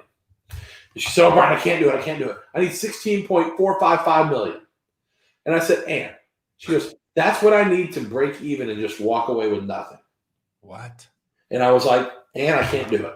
I'm having to beg. $16 million is more than I want to pay. That's it. It's $16 million. Take it or leave it. She goes, Brian, I got to get $16.455 million. Got to get $16.4. I said, no, it's $16 million. So she said, Brian, I'm just going to pass if you don't pay $16.455 million. So I said, Ann, it's $16 million. And if you hang up the phone, the offer is off the table. Can't do it. I've got to break even. $16.455 million. So she hung up. So I get up for the Army game on New Year's Day, and my phone rings at 8:00 in the morning. And it's Ann Powell. Oh, Brian, I don't know what I did. What's wrong with me? I can't believe it. How did I not take the $16 million? You were more than fair. What's wrong with me? You know what, Brian? I'll take the $16 million. And I said, Ann, now it's $15 million. And she goes, but Brian, you offered $16. I said, I told you when we hung up, the deal's off the table. Now it's $15 million. If you hang up, $15 million is off the table. And she got pissed, and I never talked to her again. She hung up. We never spoke again. And then Panini America bought it, and I think they probably paid around $15 million. But I was that close to buying Donruss. And if I had just said, you know what, Ann, let's do $16 million, the entire trading card market would be different today. Wow. The interesting part is I'd probably be bankrupt because I was not ready to run a company of that size. Right. I probably would have failed. I'm just being honest. I needed what happened with Leaf to become equipped for that. But I was this close to not only owning Donruss, but imagine how different the hobby is today if Panini is not what they are. And that changed the entire industry. And so that to me is the biggest story. Someone asked earlier, what's the biggest thing you ever bought? How about the biggest thing I almost bought? Yeah, wow. That story I love. And it's only because in life I found that when you tell someone something, it has to be the truth. Yeah. And when I told her that night, there's no more 16 million when you hang up, that had to be the word.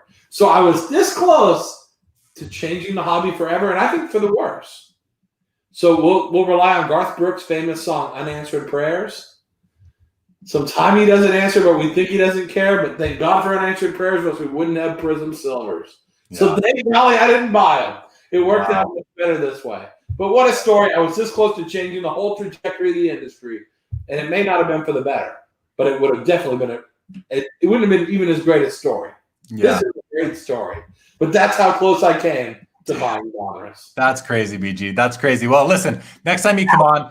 Because the story's over. Well, no, next time you come on, you tell it again, because that's a great story. I wasn't expecting that. I love it, man. That's awesome.